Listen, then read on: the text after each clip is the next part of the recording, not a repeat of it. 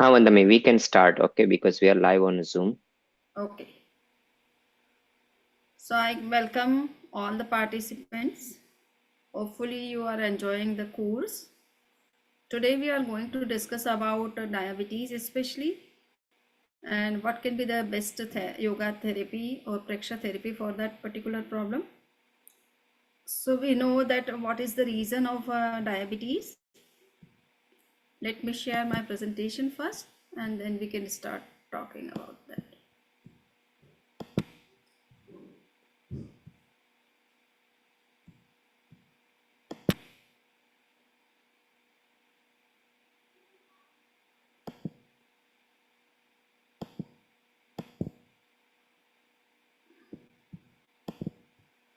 So there are several other reasons, but we have identified three main reasons for diabetes. So diabetes is caused by genetic reasons because of wrong lifestyle and environmental pollutions and other things. So the condition can be influenced by various types of elements, including in all these three factors. So the first genetic factors says that it is a family history which can play significant role in increasing the risk in someone, and we know that if our parents or someone in our family has this kind of problem, then genetically it can be transferred to our body also, and we might have such kind of problem, and particularly for type 2 diabetes. There is a lifestyle, and if it is not proper, that also plays a great role for this particular problem. So lifestyle also is important to pay attention to. So factors such as obesity or inactivity and poor diet are known to contribute to insulin resistance. So we know that insulin controls our sugar in the blood, but if we are not taking proper diet, or if we are not doing proper hard work, physical work, then also the pancreas doesn't release insulin in proper quantity, and that's why we might have a sugar, extra sugar in our blood. Environmental factors, so elements like air pollution and geographical trends also impact diabetes prevalence. So we have to be very much careful about our environment also. We should not be just dependent on two first factors, but environment also plays great role in our lifestyle or in our healthy living. So in Preksha therapy, we will concentrate especially on pancreas, which secretes insulin to control sugar in blood, along with physical exercise and other yoga packages we will also practice, so that we can see that how these yoga packages can help us to come out of this problem. And we know that what is the role of insulin in our body. There are several articles, research articles, and informations regarding the role of insulin, but I am just putting into bullets that it allows cells throughout the body to uptake glucose, sugar, and convert it into a form that can be used by these cells for energy. It also helps remove sugar from blood, which lowers your blood sugar level. And the third is that it stores glucose in your liver, fat, and muscles. So that may be required whenever we need some energy, and that glucose can convert into glycogen and then energy form, and regulate your body's metabolism of carbohydrates, fats, and proteins. So you have seen that the insulin has great role in our body. If it is not properly secreted by the pancreas, then it may create such kind of problems in our body, including the diabetes. So what is the important for dealing with the diabetes problem? So we have seen that there are four main components of Preksha therapy. Among them, the one is asana, that is physical exercise or physical body postures. And what is the concept of asanas? Mainly people think that a physical exercise or gymnastic or such kind of other exercise which are giving your body full movement or making your body more active or hyperactive. So that is the asana. But the real concept of asana in yoga tradition of India, especially you can see Yoga Sutra and also the Jain yoga text. So where it is written that sharirasya sthiratva padanam sthanam. There is another word for asana or physical exercise in the yoga text, and that is sthan. So sthan means stability of body. Those body postures or physical exercise which help your body to be stable for longer period, to go into deeper meditation. So that is the main concept of physical exercise, or you can say asana, in yoga tradition. There is another very important definition which is given in especially in Yoga Sutra, that is called Sthira Sukham Asana. It means a stable and pleasure rendering posture. So whenever we are sitting in some meditation or doing some contemplation, at that time we have to choose such kind of physical posture or body posture which can help us to be stable but with comfortability. So the posture should be comfortable for us and also stable. Next, we see that kuryat tad asanam sthairyam arogyam cha angalaghavam. So that renders stability, health, and lightness of body. So it means that the physical exercise should give us stability, also the health and lightness of the body. After doing some exercise, if we are getting tired and fat, you can say having some problems, then we have to be very much conscious before doing that kind of exercise, whether we are following proper instructions for that particular exercise or we are just doing some whatever is coming to our mind. So we have to be very much comfortable that these are the benefits of physical exercise or body postures, and they are very important for us to go into even deeper meditation or to remain healthy.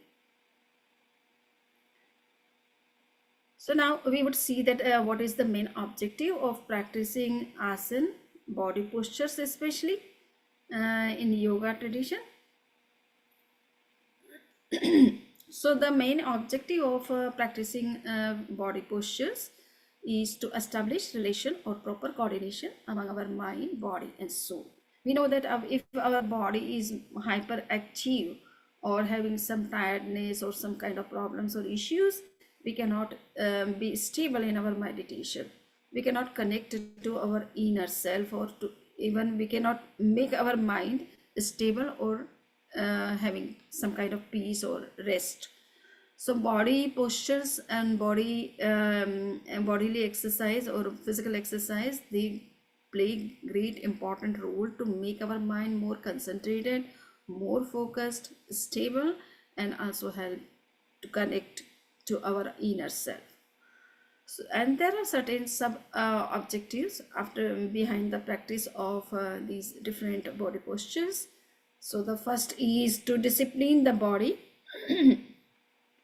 to obtain holistic health and to rejuvenate all the systems of our body.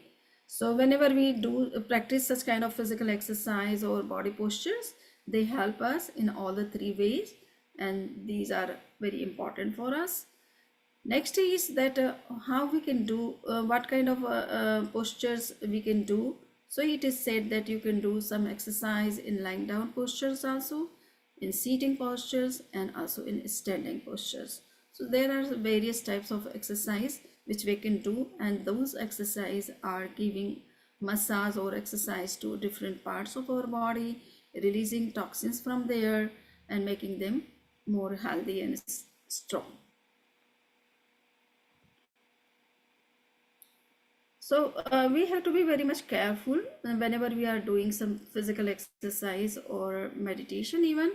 So we have to be careful about the environment where we are sitting, and how it can be more helpful for you to be to go into meditation or to remain healthy. So place is also important, where whenever you are doing some physical exercise, you have to see that the place should be completely clean, and there must be enough fresh air, oxygen, so that you can breathe properly. You can take more and more oxygen during your breathing exercise, and can make your body system more energetic or healthy with the support of the greater amount of the oxygen. Next is the time. Time is also very important whenever we are doing meditation or doing any yoga.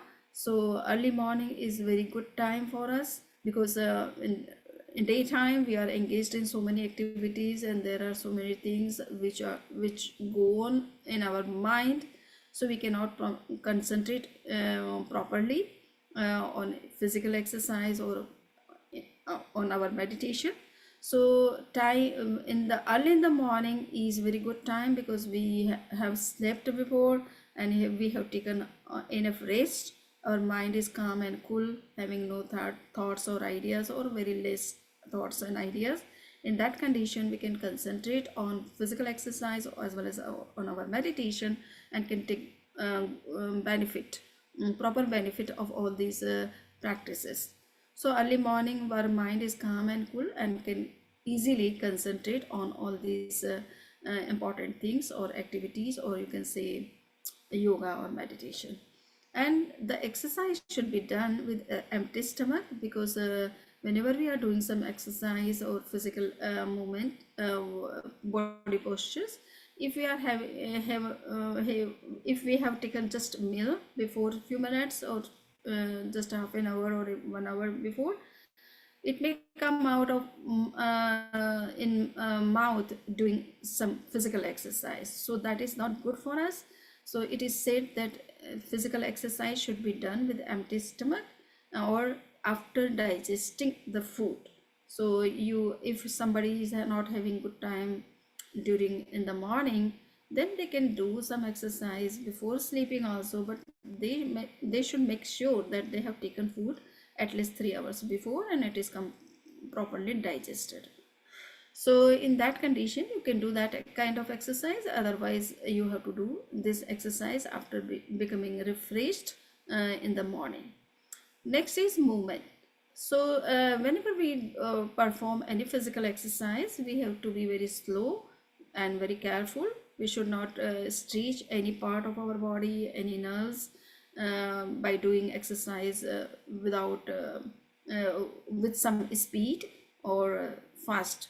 So you have to be slow and also rhythmic. It means you, whenever you are practicing any physical exercise, you have to be careful that whatever time you are giving in first step, in the second step you should give the same time. Or when you are breathing in and breathing out, at that time you have to be very much careful that you are giving the same time in breathing in and breathing out while performing some step of physical exercise.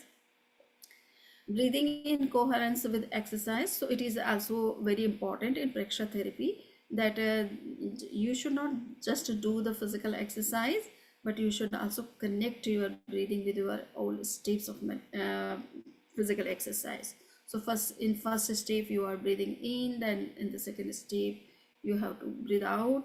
So in this way, or just breathe in the first step when you are breathing in and doing that, taking that step, and breathe after breathing out, you can take the second step.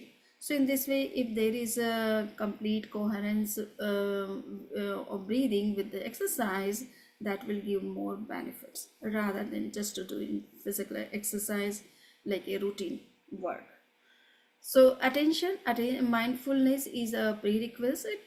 We have seen that there are 5 types of prerequisites for Preksha meditation, in which the first is mindfulness. You have to be very much careful and mindful whenever you are doing any meditation or any kind of physical exercise or hand postures. So mindfulness gives the good results. Otherwise, some many times we do many things, but our mind is roaming somewhere else and we are doing something different, so they are not resonating with each other, and we don't get proper benefits of all those things. Condition feel the movement of each muscles of the body. So we have to see that what kind of problems we have and what is the present condition of our body. We have to just be careful of that condition.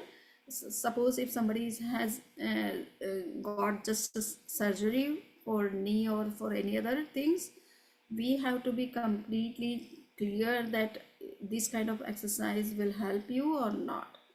So we have to see what kind of body situation we have at present, and what kind of exercise can be helpful for you. Next is relaxation. So relaxation is very important in Preksha therapy. Whenever we are doing any physical exercise or any physical movement, after that we have to take at least relaxation for 2 minutes or 1 minute, so that our body organs can reset. While doing exercise, they what we say they change their positions, so they should come in the same right position after doing the exercise, and for that relaxation can help us a lot. There are 80, it is said in Indian traditions, in all yoga traditions, there are 84,000, 100,000 physical exercise or body postures. We cannot practice all these numbers, but yes, whatever is good for our physical problem or physical health, we can just choose those body postures and physical exercise for our practice. So we have to be very much careful that there are so many types of different physical exercises or body postures, but all are not suitable for you. Whatever is suitable for you, just you have to concentrate on that. In this Preksha therapy also, we are suggesting some physical exercises and yoga, what we say, body postures and breathing exercises. But might be for someone some exercises are not suitable, they need not to practice those things. So just make sure that whatever you are practicing, that must be according to your health, or they should be beneficial for you and not harmful in any way. There are some precautions whenever we are performing some physical exercise, so we have to take some precautions for that also. And what we have to take, so here it is said that whenever we are doing any physical exercise, we have to also practice the counter exercise, so that our body can be completely balanced, and just we are not giving the exercise to one part and overlooking the other part. So this counter exercise give us proper balance to our body while we are doing any physical exercise. Understand our body and practice accordingly. So as I have already said, that first you have to understand your body and then you have to practice it, not after having meal. So it is also said to you that when we have taken heavy meal, we should not do physical exercise even after 3 hours. If you have taken a light meal, then also you should avoid at least 2.5 hours or 3 hours, and then you can practice all these different physical exercise which are suitable for you and which are good for you. There are certain benefits of physical exercise, why we have to practice it. Those people who are interested into spirituality, or you can say they just want to go into deeper meditation for a spiritual purpose, they should also learn that we need physical fitness and health for going into meditation. So, and for that we must also see that our blood flow should be proper and balanced. If we have some problem of high blood pressure or low blood pressure, that will also create some problem. for going into meditation or doing any physical exercise. So these physical exercise also help us to balance our blood flow. Negative energy gets released and flushing out lactic acid accumulated due to stress or any other reasons. So that is also one of the benefits. And open these exercises open the channels of vital energy. So in going into meditation, we need a greater amount of vital energy or proper flow of vital energy in our body or nerves. And for that, these physical exercises can help us. There are so many social benefits. I'm not going to all into detail. Just I can mention this much, that yoga is a non-competitive. You can also take the benefit of learning this yoga exercise and can give to others. That can also help you.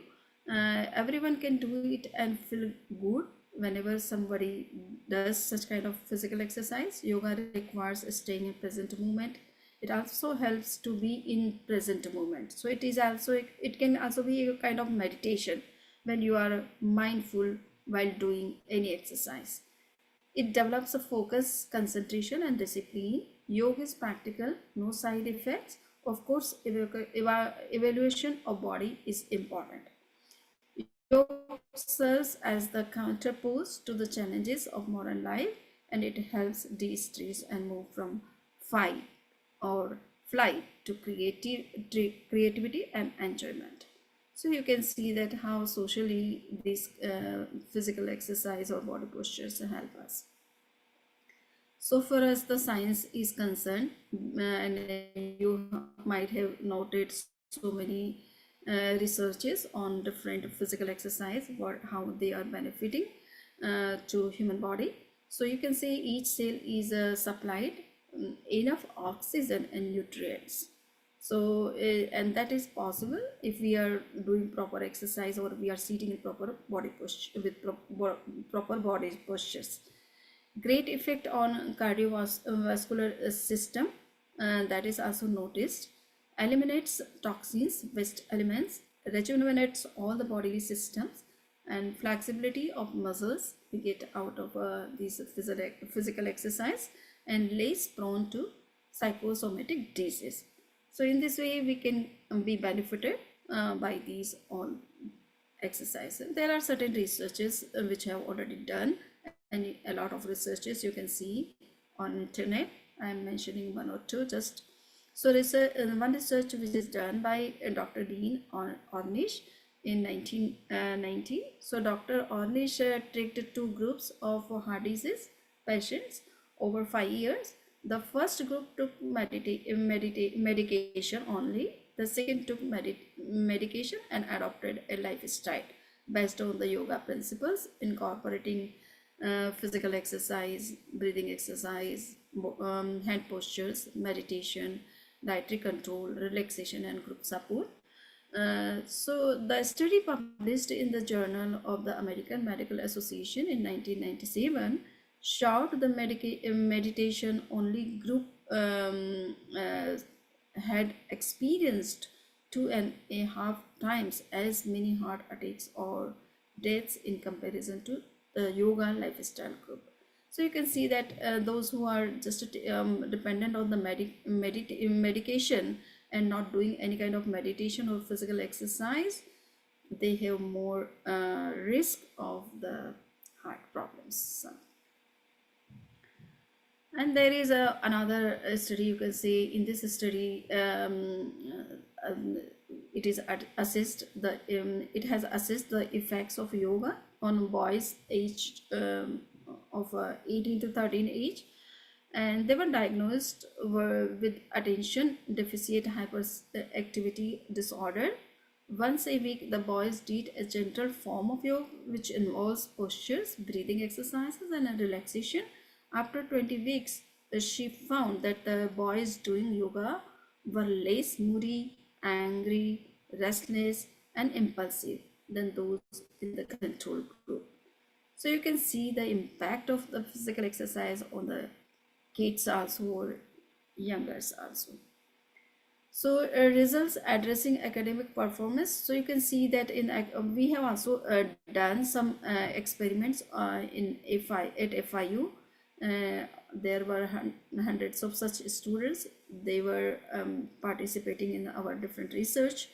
So we have also found that how it is helping in their academic performance. So there were certain studies. They also show that physical exercise improved decision making skills, increased attention span, improved the communication skills, increased IQ and social adaptation, and increased academic achievement, decreased hyperactivity.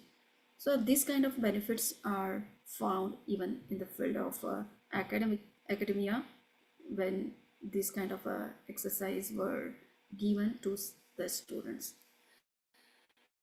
And there are so many spiritual benefits we can see. So the main purpose of practicing all these body postures and physical exercise by yogis or monks and nuns is to enhance their spiritual powers, or to awaken their spiritual energies and potentials, or spiritual growth.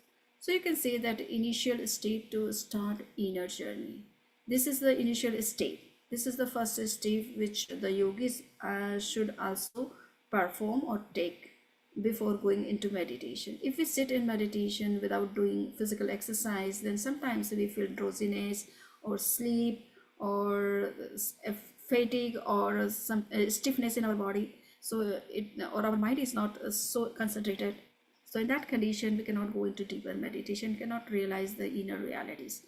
A stable body keeps mind stable, and a process of self-purification through mind-body purification. So it is required that the spiritual purification is also somehow interconnected with the purification of mind and body. If body is healthy, clean, having no toxins or health issues, then you can properly concentrate and can go into deeper meditation. To increase tolerance power under uncomfortable situation, so it is required that we should practice physical exercise so that our body can cope up of any situation. Sometimes there is so much heat or so much cold. In that situation also we cannot go into meditation. If we regularly practice these body postures and physical exercise, our body can be in the condition that it can face all those situations and can go into deeper meditation. So these are the different benefits from a spiritual perspective of doing physical exercise. In one word, we can say in spirituality that body is the boat to go into spiritual on a spiritual journey. So body is not as something which is completely negligible. It is also important for those people also, those who are looking for their spiritual journey or spiritual growth. So with this, I am finishing my talk on the first component of yoga under the Preksha therapy, and that is physical exercise. Now I'm not going into more detail about what is the difference between asana and aerobics or other different types of physical exercise. You can see just that how they are helping you much. The physical, the asan is given with proper positions, and it has no such body supporting the body. They are helping toxins to come out of the body in a proper way. But other exercises like gymnastic or aerobics, like, so they are just giving them exercise to your muscles, and sometimes people feel so much tired after doing that kind of exercise, or they lose so much energy by doing all these things. So in comparison to aerobics and gymnastics and other physical exercise which are having fast movement in them, these asanas which are suggested in Indian yoga traditions, they are more beneficial for from health purpose. So with this, I have completed my talk. If somebody has any questions, they can ask for 2-3 minutes, and then we will shift to our yoga class first, and then we will request to Dr. Devendra for giving his medical view on the problem of diabetes and what is his suggestion, how we can be more careful in our lifestyle, or we say how we can be more careful about our dietary practices also, so that we can be more healthy, free from this problem of diabetes. So if somebody has any question, they can just ask some questions. Yeah.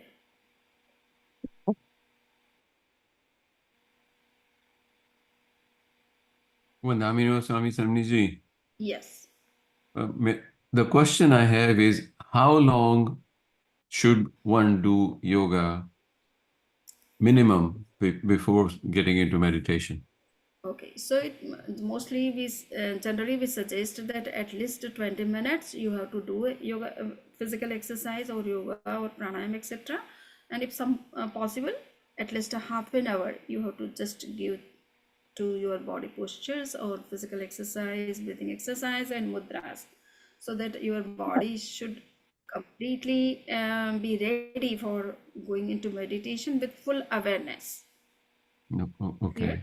Okay. And Yes. is there a correlation between if you do 20 minutes of yoga, you can do only 20 minutes of meditation, or is there a correlation between the two? It is not, there is no correlation. You can go into meditation for 3 hours, full day. It is not that you have to just do that much only with how much you have done the physical exercise. You can go into meditation depending on your time and your interest. If you want to go into deeper meditation, then you need longer time. So it is not dependent on the time of the physical exercise. But Vandami, Your body should be fit. Your body should be fit for going into meditation, and right, it should be right, stable during the meditation. So, right. Vandami, let me just explain this is in a simple manner for Alokji. Alokji, it is one is with the exercise. Exercise is help your muscles, right? Either strengthening and to stabilize it. So much more stabilizations will come. It means that your mind should not have to work hard to Mhm, control it, and mhm, it gives you a more calmness. But there is a no direct correlations between it. So however you exercise, you do. So whenever you do this meditations is means you're concentrating your energy, you're mhm. concentrating your mind, body, and your entire systems to the one point. That is what we call the meditations, right? So it is a Right. transpositions. So whenever there is a less of those the disturbance from your body side, where your mind should not have to work hard to control any of your muscles or any of your the body organs, and let it be set it up on a automatic system one, then it will be a less of fatigue, and you can divert that the energy more towards your meditations ones. So that is how it is like an helping it to our main goal. Right. Okay, but there is, it is not such kind of that you can say, hey, yeah, because I'm doing this one and it will be giving me a 20% or 30% boost. So it is not, it is depend on however is your body is reacting, and it's a different from person to person. Thank you. Thank you. Any other? Thank you, Suril. So I think there is no other question. Now we have yoga trainer whose name is Urvashi, and she is also expert in Ayurvedic and Patanjali Yoga. She knows how to align the body, mind with the while we are and soul while we are doing such kind of physical exercise. So I would request Urvashi to take her yoga session. She will give all the different physical exercises which are being suggested by Acharya Shri Mahapragyaji for dealing with the problem of diabetes. I can just show which are the exercises she will give, and there are certain breathing exercise and also the hand postures. So after giving this yoga session, we will have some meditation, and then we will listen to Dr. Devendra. Yes, so Urvashi is there. Yeah. So just I can show some exercise, which exercise we are going to discuss in this yoga session. So yeah. So I've been given a list of yogasan as Okay, so prescribed by Acharya Urvashi, Mahaprabhu. Urvashi herself will tell. Yeah, Urvashi herself will show which exercise are important for this particular diabetes problem. So now Urvashi, you can. Uh, So the list of exercises I have taken the freedom to divide it as like standing asana, sitting asana, and then lying down. So it's easier for me to teach. And so the first exercise is like if I categorize it, it's like Surya Namaskar and Kati Chakrasana. Yeah, what is called as Kati Chakrasana. And then maybe the sitting exercise is only one here that's mentioned, that is Ardha Matsyendrasana, which I will be showing you. It's a spinal twist asana. Then there's a lying down, there are lying down asanas, Uttanapata and Triya Bhujangasana, Shalabhasana, and Matsyasana. So, so I'll be showing you all these asanas. First, maybe I'll categorize it for teaching the standing asanas first, and then sitting down, and then the lying down asanas. And I've been also asked to teach Nadi pranayama portions also. So in this, they have been given three pranayama. There is Nadi Shodhan, Anulom Vilom, and Surya Buddhi pranayama. Um, Okay, so and Urvashi, just Mudra, your there is some echo. There is some echo from your side, maybe. So just you can check that the voice should not have any kind of echo, so that all can follow yeah, properly. yeah, just give me a moment.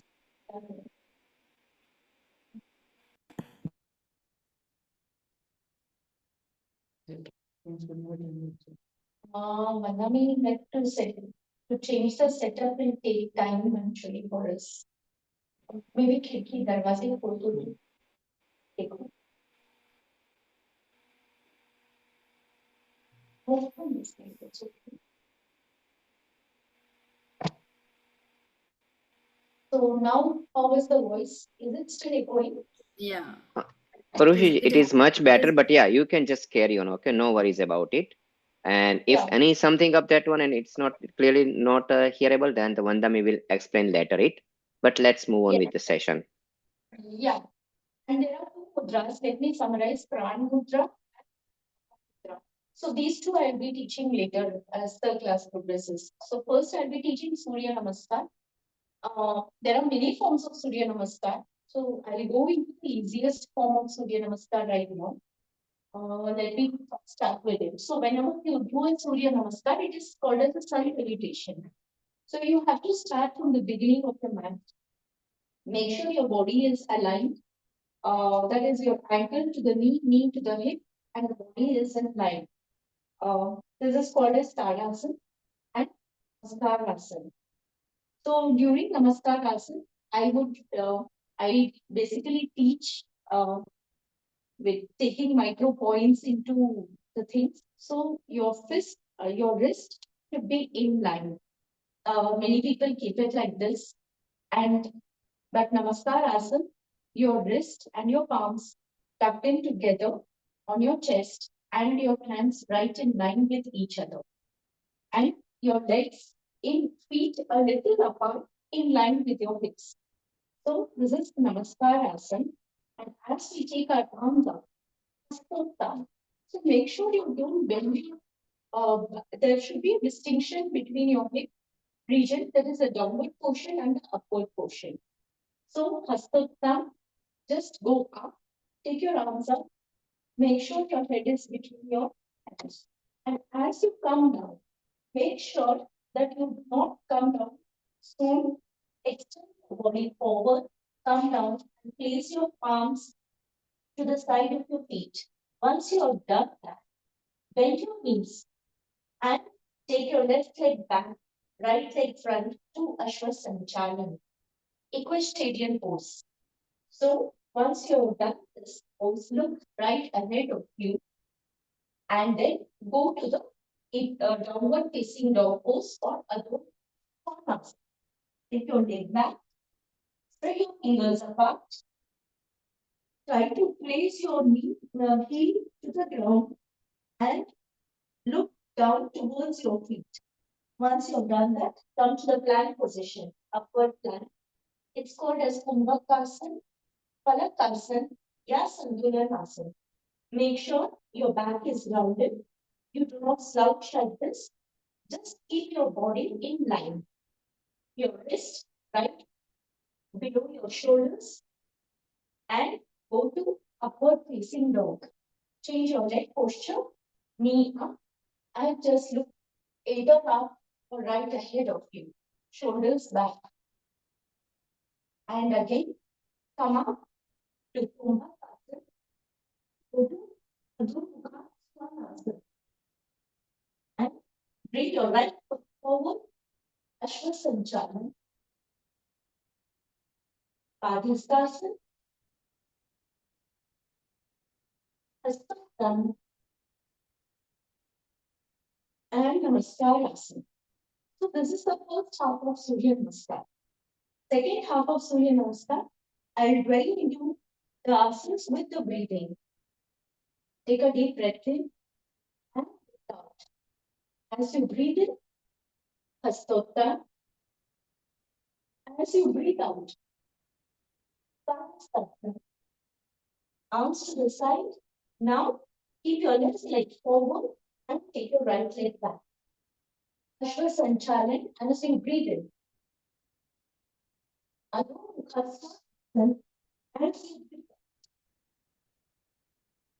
Kumbha, hold your breath. Urdhva Mukhasanam, as you breathe in.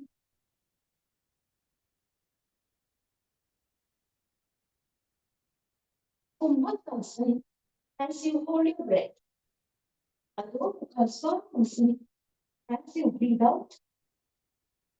Ashwasanchalan, as you breathe in. Padhastasana, as you breathe out. Hastottam, as you breathe in. And Namaskar, as you breathe out. So this is one cycle of Surya Namaskar. And the next asana is a very simple asana, Kati Chakrasana. So this is basically a spinal twisting asana, which also propels the blood supply into the abdominal region.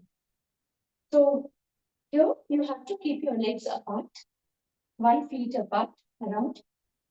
Hold your arms upright, in line, and take a deep breath in. And as you breathe out, you need to twist. Make sure your feet are not turned. Just give us a good twist. Look center. And then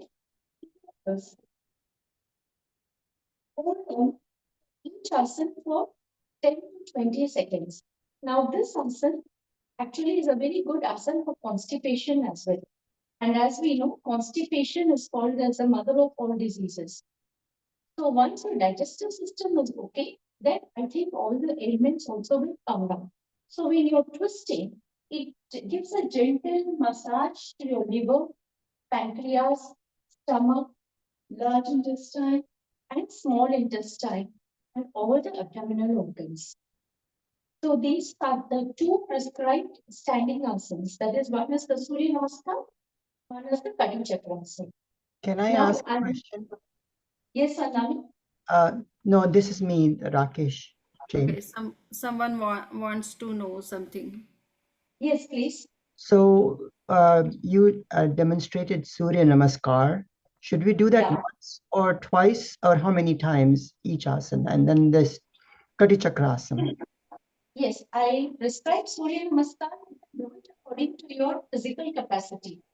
Like in my class, if I make them do like Surya Namaskar this fast as I was doing, they do it 13 times. 13 And if times? yeah, if they take time 5 seconds, 7 seconds, 10 seconds, then they do it either for 3 times or 5 times. It depends on the individual capacity. Yogasana is something very flexible. Either you can do it even once, or you can do it 3 times or 5, 7, 9. But the maximum I would recommend is 13 times, but not more than that. Okay. Yeah. And then Can we move on to the next asana? Yes. Had a quick Yeah. question. So the next There is Bye. another question. There Yeah. is another question. So, just one second. So one of the things people ask is they're not as flexible as you are, obviously, when they fall down or bend. So, people who are not flexible, and when they're leaning forward or back, can you just tell them what they could do and it's still okay? In Surya Namaskar. Okay, can I teach you a simpler variation of Surya Namaskar, if that's okay? Yep. Yes. So those who are not as flexible, so let us see how we have to do. Namaskar asana is very simple asana. Hastottam asana, you don't have to go that far. Hastottam means the stretching of your maximum stretching of your arms. So you can just stay till here. This is enough. And when you're coming down, you don't have to touch the floor. So come down with your back straight. Make sure your back is straight. You don't have to arch your back like this. So if you're here, let it be here. Place your palms here and just stay here. You don't have to come down. Absolutely, it's not necessary. And then when you go to Vashva Sanchalan and equestrian pose, what you have to do is bend your knee, either use blocks. I'm sorry I didn't bring blocks because my yoga center is somewhere else and this is my home. And it's quite late. So you can just bend your knee, place your palm here, right? And then you can take your left foot back as far as possible. Just come. Suppose you're not able to come this much. You can just stay put here. Look up. Slowly try to bring your leg down. It's always fine. Don't have to strain. And another method that I teach my students is you can always place your knee down and just rest your knee so that you don't strain yourself. And then when you're coming inverted dog pose or downward facing dog pose, that's one answer. Just bring your neck here. If your heel are raised, absolutely fine. Not an issue. And you can just come down. What you can do is come down. You can always bend your knee and come. So this will relax hamstring muscles. So just be here. And when you're coming to hand, you're not able to hold on. Absolutely fine. You can just rest your knee here. And you can just stay. Not an issue. Slowly, you can take your feet back and come back for an upward facing dog pose. Okay? Coming. Plank. Plank. You can just stay put here. This is a very good exercise for the core. Stay put and then again you go downward plank. So here also you can bend your knee and then you can come for the of course if you're not able to, just come. What you can do is you can just walk and walk and walk and walk and walk. Walk back. And Hastottam and Namaskar. Hope I made myself clear. That's Yeah. awesome. Thank you. Yeah. So, thank you. So now there are Ardhakati Chakrasana. I think I made it clear. It's very simple. Spread your legs apart, arms outstretched. Just as you breathe out, turn this. Breathe in, center your body. And as you breathe out, turn. As you breathe in, center. That's it. Now there are a few sitting asanas. There's only one sitting asana that has been recommended. Though I would suggest a few more, but because of the time constraint, let me simplify this version of Ardha Matsyendra Asana. This asana has been named after a saint called Matsyendra. And this is the half of the asana. I will teach you. First, I'll just show you first the whole of the asana and then let me simplify it for you. So here, you have to sit straight, sit on your sit bones. So when you're sitting on your sit bones, first sit in Dandasana. Keep your palms here, lift your hip, and then again sit.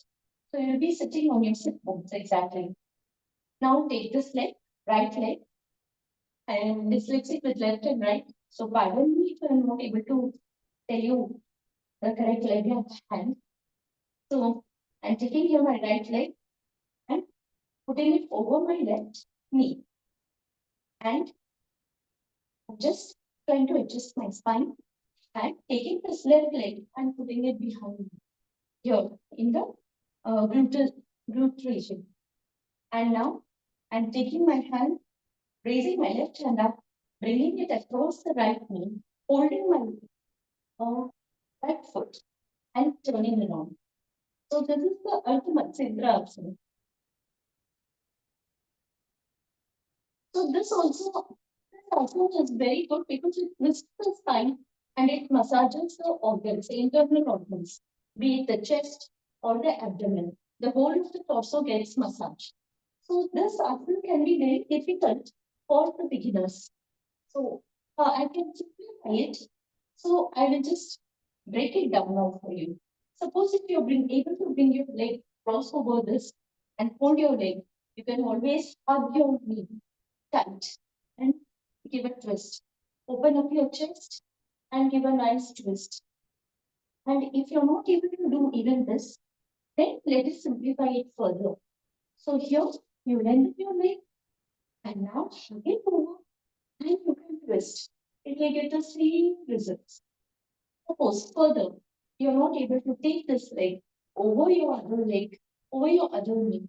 You can always keep it like this. Here, take this hand outside and you can yet twist. So these and out. The result is the same. The massage of the internal organs, the abdominal organs, and the chest region, and the twisting of the spine. Should I repeat myself or am I clear into this asana? Yeah, it is clear. So At I least think you can explain also how they are helping. These exercises are helping in our diabetes. yes, I did help because see, diabetes causes it's because of the insulin resistance and because of the insufficient, maybe more of the insulin hormone that's produced by the pancreas. So, how does it help this? Because you need to keep your internal or abdominal organs or the alimentary canals or the digestive organs in a healthy form. So, basically, diet plays a very important role. And now, for the organs to be active, we are activating the internal organs by propelling blood supply to it. And also because yogasana, they work on the endocrine glands. And insulin is an endocrine gland. Pancreas, the islets of Langerhans, they are the endocrine glands which produce insulin. So the beta cells, they produce insulin. So when you are twisting and turning your abdomen, basically they give a good massage to the internal organs, thereby propelling blood supply to those organs and keeping them healthy. That is how these targeted organs are. We work through yogasana to target specific organs. And now the next asana is maybe I've taken the liberty to add one asana that is Shalabhasana because Kriya Pujan is given. Any Pujan asana, the complementary asana is the Shalabhasana. So first I'll take up Kriya Pujan asana and Shalabhasana. So we'll see how to get about it. So in Pujan asana, you have to lie prone, that is on your abdomen with your palms just right below, either right below your shoulders or just little behind it. Your elbow tucked in towards your body, your feet facing away together. Now there are three phases of this Bhujangasana. Three Bhujan. It can be done in two ways. So one is if you're less flexible, then just raise your torso up, chest up, and look towards your feet. Turn and look towards your feet. Center and the other side. Now, let me explain the breathing process also. As you turn, you will have to exhale. As you center your body, you will have to inhale. And again, as you turn towards the other side, you will have to exhale. Now, this was a simple version of Kriya Bhujangasana. The other form of Bhujangasana, Kriya Bhujangasana is lie down prone, your toes, your heels pointed towards the sky or the roof, and place the palm as I specified before, elbows tucked in, and you have to just raise your body up. Raise your body up and turn as you breathe out and look towards your feet.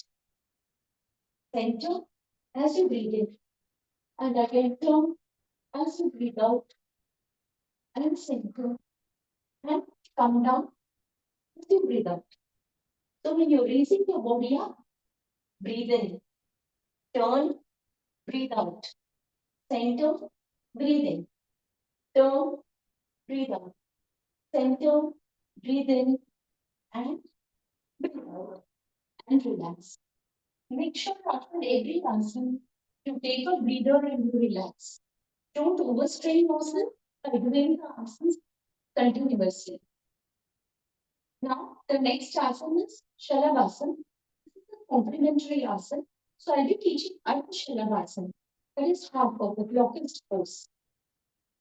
Now, in Kriyakasana also you would have observed that we are twisting our upper body. So it's the same thing. The internal organs are all getting a good massage and the blood supply is propelled to all the internal organs. And whatever the toxic matter is, the blood will try to take it out of it and give back whatever the nutrients are necessary for the organs. Now, Shalabhasana. Again, you have to lie prone. Just move your body over. Place one of your palm here and the other here. This is how it should. Place your chin on the floor. Lift your leg up. Make sure you don't raise your hip like this. You don't have to be extra uh, elastic for this asana. Just raise your leg up. Take and up. The other leg down as you breathe out. So as you breathe in, up. As you breathe out, down. As you breathe in, up. As you breathe out, down. And then there is full Shalabhasana.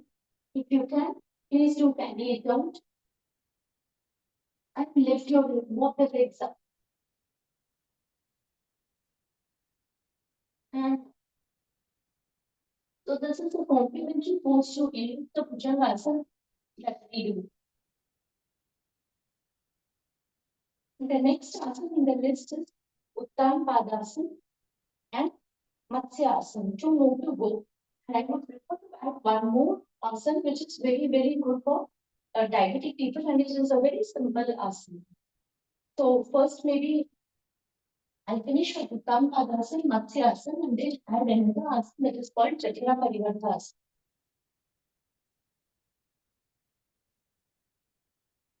So Uttam Padasana here it actually strengthens the abdominal organs and what do you call it as the muscles in the abdomen, uh, those six packs, whatever you call it. So those muscles are strengthened here. So Uttanasana, keep your hands here, raise your head back, lift your leg up, and this is Uttanasana. When you come down, legs down, hands at the back, and release go. Hope I am clear with this. Or should I demonstrate it once again? Yes, go ahead, do it one more time slowly. Perhaps it'll help people remember. Yeah. So, you're in a supine position with its guide on your back. Keep your hand here, right at the back. Raise your head up. Just lift your head up. And then raise both your legs up.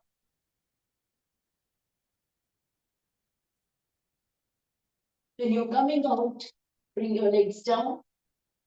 Hands at the back. And come down slowly. And For somebody can't Yes. push their head back this far back, because some people may have neck issues. What could they do to simplify that? Is there another way they could do it to simplify that?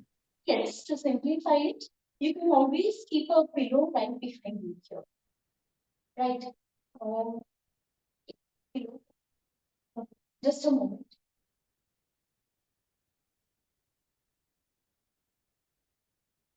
तो एक question तो pillow latte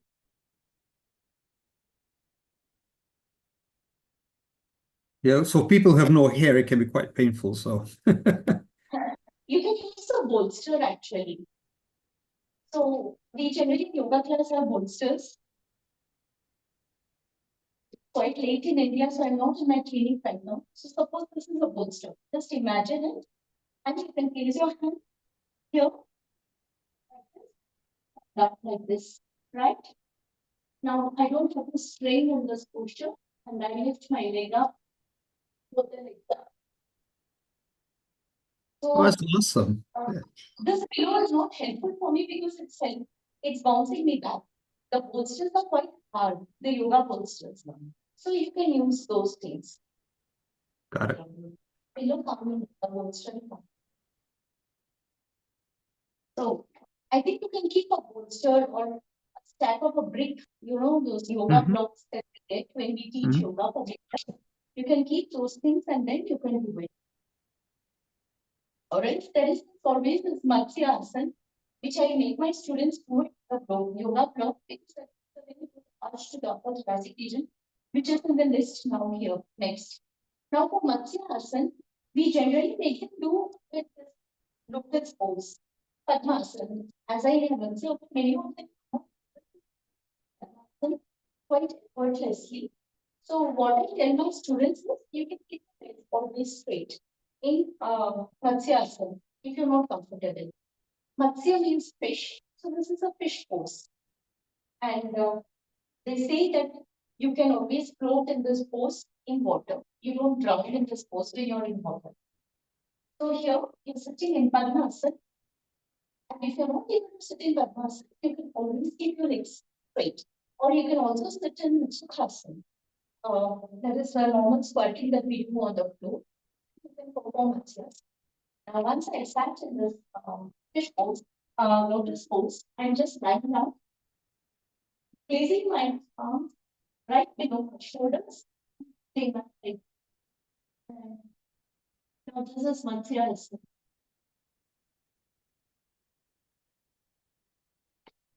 Make sure you always breathe through your nose.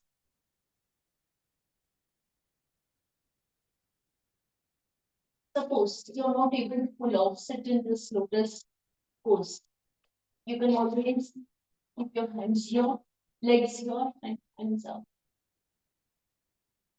Or else, if even this is tougher for you, you can put your legs, like this, and just stay put here. If it is difficult for you to raise your arms up, you can always keep your arms here, folded.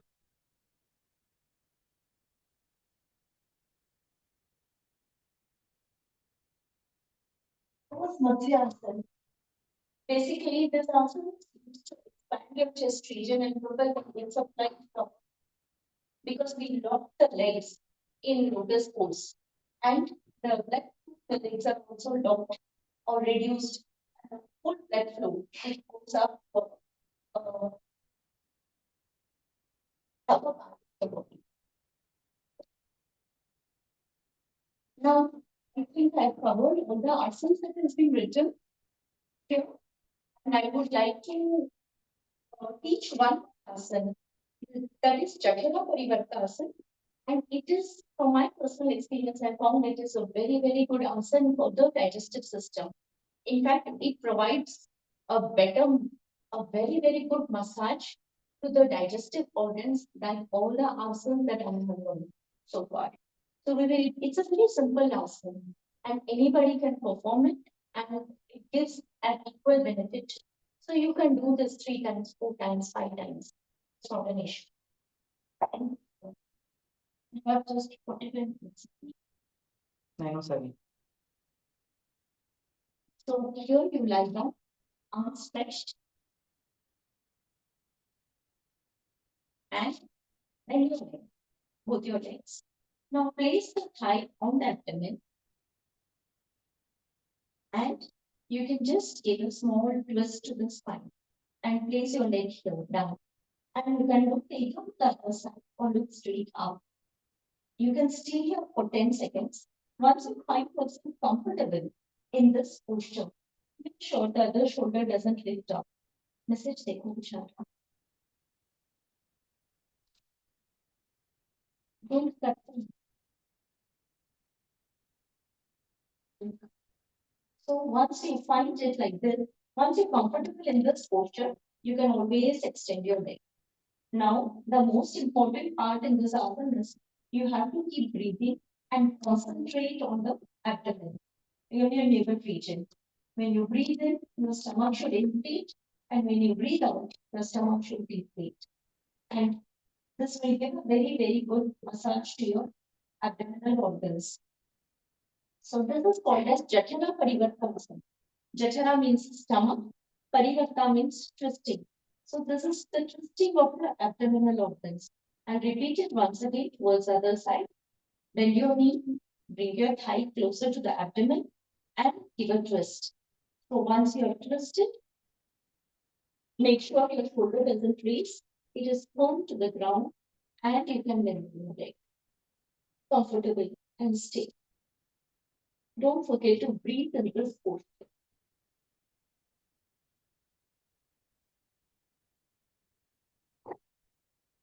And when you're coming back, straighten your neck, bend your knee, come back, just straight.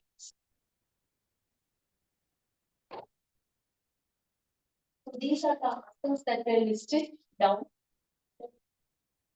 Are there any doubts with the asanas? I can repeat them for you. The third one you did before that, I don't really remember the name. When you put the chin down and then you put the legs up. So, Shalabhasa. When you put both the legs up, at that time the chin is still supposed to touch the ground. No, you can release it also because Like if you release it, you get more pressure on your abdomen, and that is for the advanced students. So Okay, okay. taking the chin down is easier for the beginners actually. All right. Okay, Yeah. thank you. You can always release your chin in Shalabhasana, Purna Shalabhasana. Yeah, I was Basically, more comfortable pulling my chin up, so I thought I'll ask you if it's wrong. your chin up, but when you pull your chin up, you have to release your hands and also it also has to go back. Oh, Your okay. hand. So that is an advanced posture. So Oh, maybe you don't have to raise your leg up so much. Just raise it a little bit and your chin will be grounded. all right. Thank you. Yeah, that's the thing. So now can we move to the pranayam part because time is less. So first let me complete the mudra thing because pranayam must have always like, I have to ask Vandavi also about the pranayam thing. So mudra, there are 2 mudras. One is pran mudra and one is apan mudra. Now pran mudra, mudra means when we use the postures of our fingers. Like this is Gyan mudra, this is Varun mudra. So all these mudras, they help in, because all of the 5 fingers, the fingers are related to the 5 basic elements. That is fire. Now, this is water, this is air, this is ether, and this is earth. So all these are related to the basic 5 elements. So when we join them, they affect the Vat, Pitta, and Kapha. That is the Ayurvedic system of five, the balance of doshas and all. So they help balancing the doshas. Now, Prana Mudra is where our ring finger and the little finger, yani water, that signifies the kapha, and ether. Now, these two are joined together with the thumb, and this finger is placed straight. So now when you're practicing mudra, you have to sit in any asana that you're comfortable in. Either Sukhasana, Siddhasana, Swastikasana, or Padmasana, Ardha Padmasana, Vajrasana, Virasana, any asana that you want to, you can just sit, keep your back straight, go into mudra, where your little finger and the ring finger joins with the thumb. Keep these two fingers together, the index and the middle finger, the bigger finger, yeah, together. And you have to just sit, placing the palm on your knees. Breathing should be normal, rhythmic, slow if you can, and you can close your eyes, concentrate and meditate in this posture. Or you can just concentrate on your breath or on your fingers. So this mudra, you can keep it for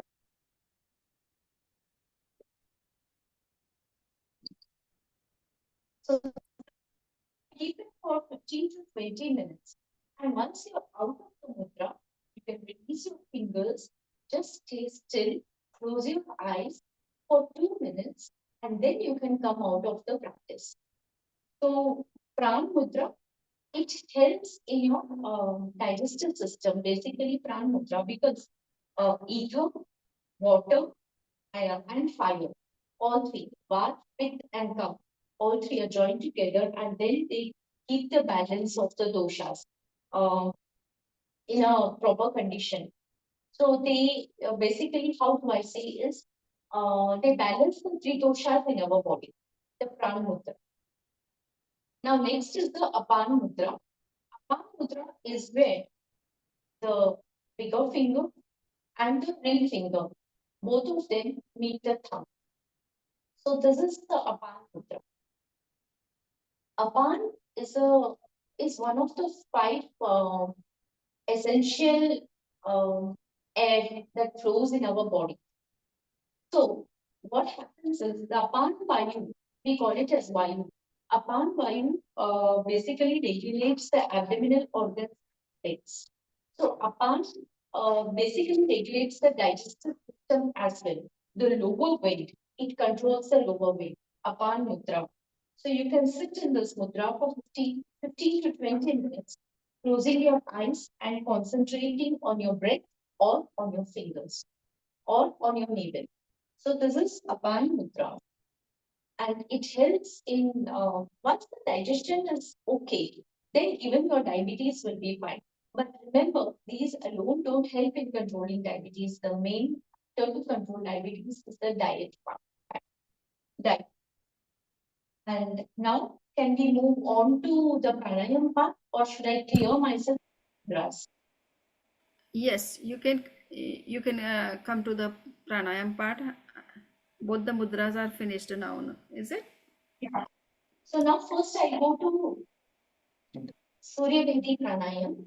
Surya Vedi Pranayam, basically there are two nadis, that is the Surya Nadi and the Chandra Nadi. The right side signifies the Surya Nadi and the left side signifies the moon. Basically sun and the moon. Ida and Pingla. Pingla is the sun and Ida is the moon. So now here we are activating the sun. That is the Surya Nadi. So that's why it's Surya Vedi Pranayama. That is Vedana. Vedi means you have to cross through it. You know, you have to transgress through it. Just maybe just fly through that thing. So now here you are basically transgressing the Surya Nadi. That is the sun thing. So what happens is here you have to breathe in through your left right nostril and breathe out through your left nostril. So the mudras that we use is we have to place our thumb to the right side of our nostril and our ring finger to the left side. This is how you are going to control your breath. Basically, in pranayama, you have to keep your back straight. Sit in any asana that you're comfortable in. I basically prefer sitting in Vajrasana because that keeps my back very erect when I do pranayama. And this is the mudra that you have to. You have to bend both your index finger and the bigger finger down, the ring finger and the little finger straight up, and the thumb up. Now close together. Now you have to locate your left nostril and breathe in through the right and breathe out through the left. Again, locate the left, breathe in through the right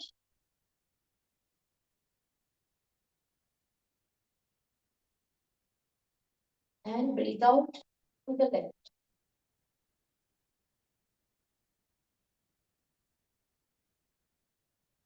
Repeat once more. Locate the right, breathe in through the right and breathe out through the left. Now, what happens in Surya Vedic Pranayama? Basically, Surya, it controls your digestion, it increases the fire, gastric fire in your body. So, whose digestion is not well, or those who have low blood pressure, or those who suffer from common cold or flu, quite often we suggest that they do Surya Vedic Pranayama to increase the fire in their body or to increase the heat in their body. But there are contraindications. People with high blood pressure are not supposed to do Surya Vedic Pranayama. People with anxiety, people with insomnia, or people those who get angry very fast, they are not supposed to do Surya Vedic Pranayama. Low blood pressure patients, they are absolutely fine to do Surya Vedic Pranayama.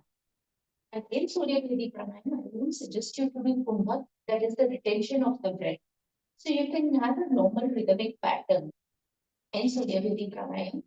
That is, the ratio of your inhalation is equal to the ratio of your exhalation, but it should be rhythmic. Hope I have made myself clear, or should I elaborate on this pranayama?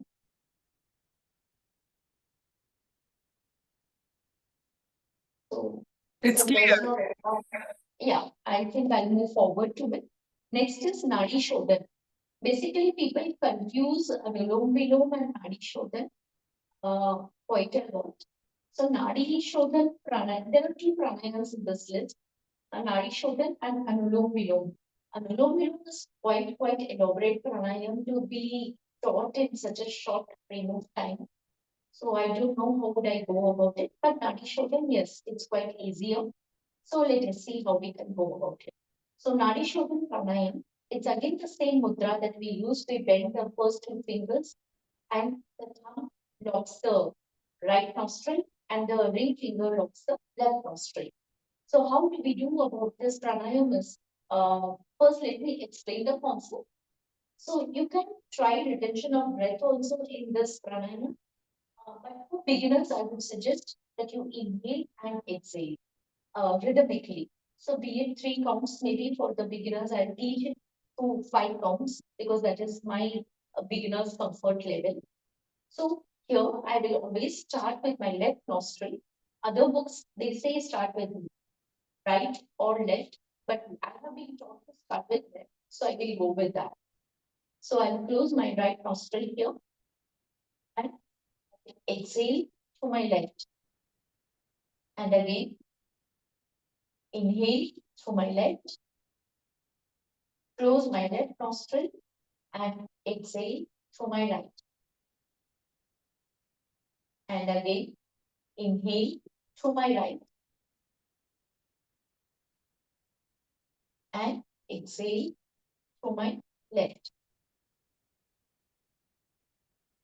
So this is one cycle of Nadi Shodhan.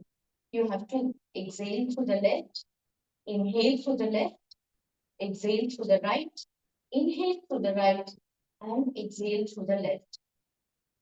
Is it clear? Should I repeat it again? It's clear. Okay, fine. Now, there is this Anulom Vilom Pranayam. Below means to go against the direction. Below, B means air, low means direction. Against the direction. And Anulom means to go towards the direction. So how do we go about this pranayam is below, Anulom Vilom, I don't know how they have coupled both the pranayams, but the original yoga text, they say there are two different kinds of like pranayam. So maybe I will go as to what I have been taught, and then let us see how Samani corrects this thing. So below here, when we do a rhythmic breathing, this is something breaking it and doing it. Suppose, and you can do it with both the nostrils or one nostril, anything is fine with this. So maybe I will be doing it inhalation through one nostril, exhalation through both the nostrils. So here I will be doing, I first I'm teaching Vilom Pranayam and then I will go with Anulom Pranayam. So here I'm taking a breath, I'm inhaling. So when I'm inhaling, I'm going against the pattern of inhalation and I'm breaking down the inhalation.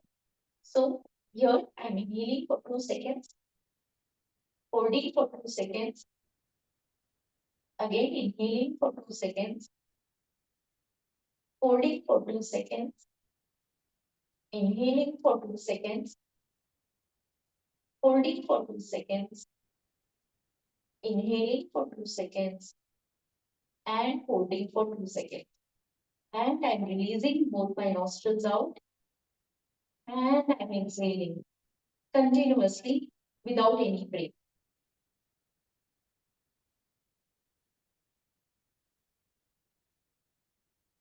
So this is Vilom Pranayam, where I break my inhalation and exhale without any breaking.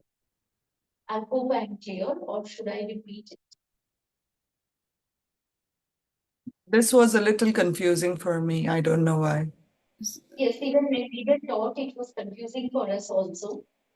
Because basically what people do is they get confused with Nadi Shodha and Vilom Pranayam. The basic concept that I've been seeing is they teach this Nadi Shodha, what I've taught as Anulom Vilom. So that is not the case basically. And Nadi Shodha, many texts, they say either breathe through the right, breathe out through the left, breathe in through the right, breathe out through the left. So it's quite confusing. So let me break this down. Below means you're going against something. Suppose you're trying to push a grain or a head or a napkin here. How would you do is you will try to breathe up, breathe out, stop, and you see if it doesn't go, you will again forcefully exhale. Again stop and forcefully exhale. But what we are doing here is the inhalation that we are taking it in breaks. So let me repeat it to you once again. I'm holding my right nostril here. I'm breathing in. 1, 2. I'm holding my breath. 1, 2. Breathing in. 1, 2. Holding my breath. 1, 2. Breathing in. 1, 2. Holding my breath. 1, 2. Breathing in. 1, 2. Holding my breath. 1, 2. Once I think I've done with this capacity, because it's difficult for me to do it as I'm talking, I'm releasing my nose and I'm breathing out through both my nostrils. So this is Vilom Pranayama. Here, what happens is it increases your lung capacity to a great extent. You can try this maybe tomorrow because it will still linger fresh in your memory. When you try to breathe continuously, I don't think so you will be able to breathe in continuously to these many seconds as you are able to breathe in by breaks. So can I now go? It's, Yeah, it's, getting my point. yes, it's Yeah. clearer this time. Thank you. I have a question for you. And the Yes. question is, when you're breathing in steps, you hold the breath. So you're holding the breath inside. You're not Yes. releasing it, right? So No, I didn't release it. That's why it was getting difficult for me to do it further, and I had to exhale. right, right. So, but the idea is to, rather than inhale continuously, you're inhaling it in steps and holding Yes. in between, and then Yes. releasing it all together. So Yes. people who have blood pressure issues, should they Yeah. do it or not do it? They can do it. See, how is it? They can do it, but to a limit. This inhalation with breaks, they can do it. But people with blood pressure, they should not hold their breath. They should not retain their breath. The kumbha, they should not practice kumbha. Purit and Rachel, they can do. Holding the breath for 2 seconds, they can do it. Suppose you can break down as 10 seconds, right? 2 seconds inhalation, 2 seconds break, 2 seconds inhalation, 2 seconds break, 2 seconds inhalation, and you can do 5 seconds of exhalation.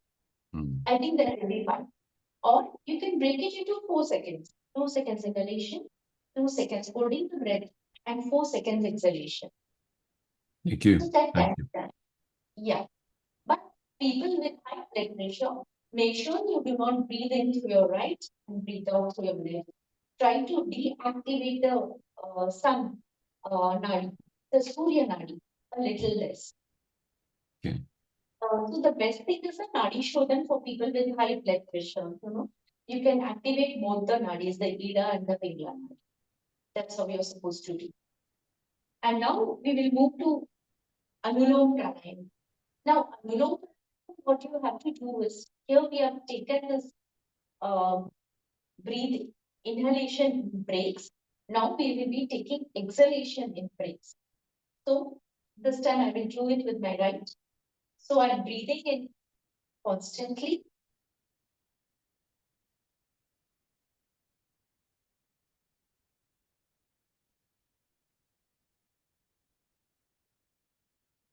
Releasing it.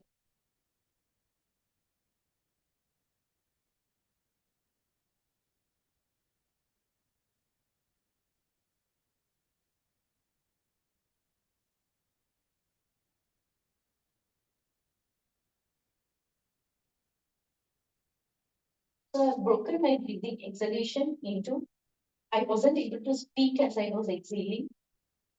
So 2 seconds of exhalation, 2 seconds of breathing in, 2 seconds of exhalation, 2 seconds of retention of breath.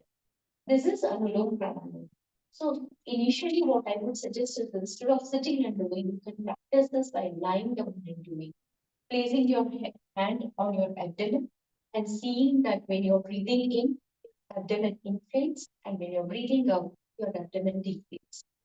But when you're in the retention of breath or holding or kumbha, your abdomen just stays still. So that way you can hone the practice very nicely and control your breath. And I think I'm done with any doubts in Anulom Pranayam. They are not something that you mentioned. It was very clear. And so basically, Vilom separately and Anulom separately, right?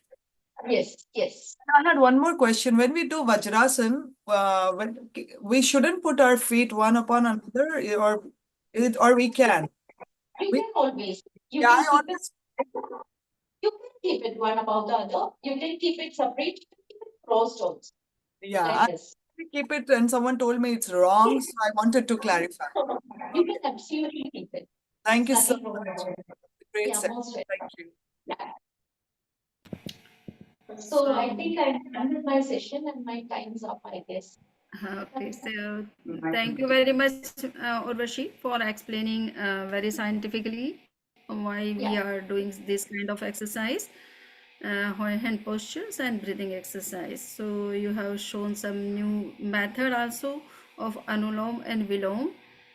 Will it be better for all the participants to do in a very simple way, and that we suggest them as a Nadi Shodhan, that just you have to breathe in through right nostril for Yes, 5 times yes, and breathe out through the same nostril, yes, closing the exactly. left one, closing the left Mhm. one, and then you have to shift the nostril, closing the right one. You have to take 5 breaths, inhale and exhale like this through left one. So in this way you have to complete 3 cycles at least, and then you can increase the cycles depending on your time and benefits. You can do this kind of for 9 times or 5 times like this. And the Anulom Vilom Pranayam, in which we suggest that you should take breath through left nostril, closing the right one, and then breathe out through right one, closing the left one. So in this way you have to do some cycles at least 10 times in the beginning. So that will be easier for all of the people, instead of breaking the inhalation, holding in between, and then releasing together. So that will be a little bit difficult for the beginners. Okay. Okay, so now I would request Now yeah. that I want to ask you, because what we teach is the advanced thing. So yeah, thank you for clearing it up for others as well. Yeah. Yeah. Okay, so now we would, Dr. Devendra, are you ready to give your session? And then we will have some session for meditation in the end. So yeah, I would request Dr. Devendra to explain about the medical view regarding the diabetes, and also how he would suggest about the dietary controls to control these kind of problem. Yeah, Vandami Namaste, Samriji. Can everybody hear me? Yes, we are here. All right, good. Thank you. Yes, welcome everybody, and it's exciting to go over Preksha therapy. I think what Samriji is guiding us in a really very important way to try and apply things specific to our conditions and our concerns. And I think we can get so much more out of this ancient wisdom. And we really blessed that Samriji is putting this time, effort to connect us together, bring us together, and maybe knock sense in us. I think we are too casual in our world, and we need to wake up and look at this ancient wisdom that's our inheritance, worldwide inheritance, not just Indians, worldwide. And we can then tap into that for many of the what I call root cause fixes, as opposed to medicines and drugs. So good. So today we're going to talk about diabetes. And first, I want to give you like a cartoon that kind of helps explain how this happens. You heard a lot already from our speakers earlier. You've heard a lot about how diabetes affects, your islet cells and what have you. And so, we're going to go over in a slightly wider overview of how we could maybe understand what this is. I'm going to play this little cartoon, and we'll talk about it as it plays.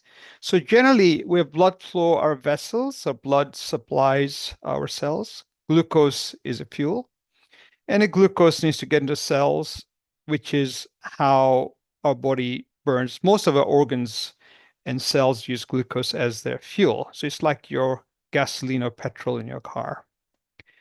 So generally, what happens is when you eat food, you will have to digest it. The digestive system will make it into smaller, tiny particles. The particles are further churned and digested in your small bowel.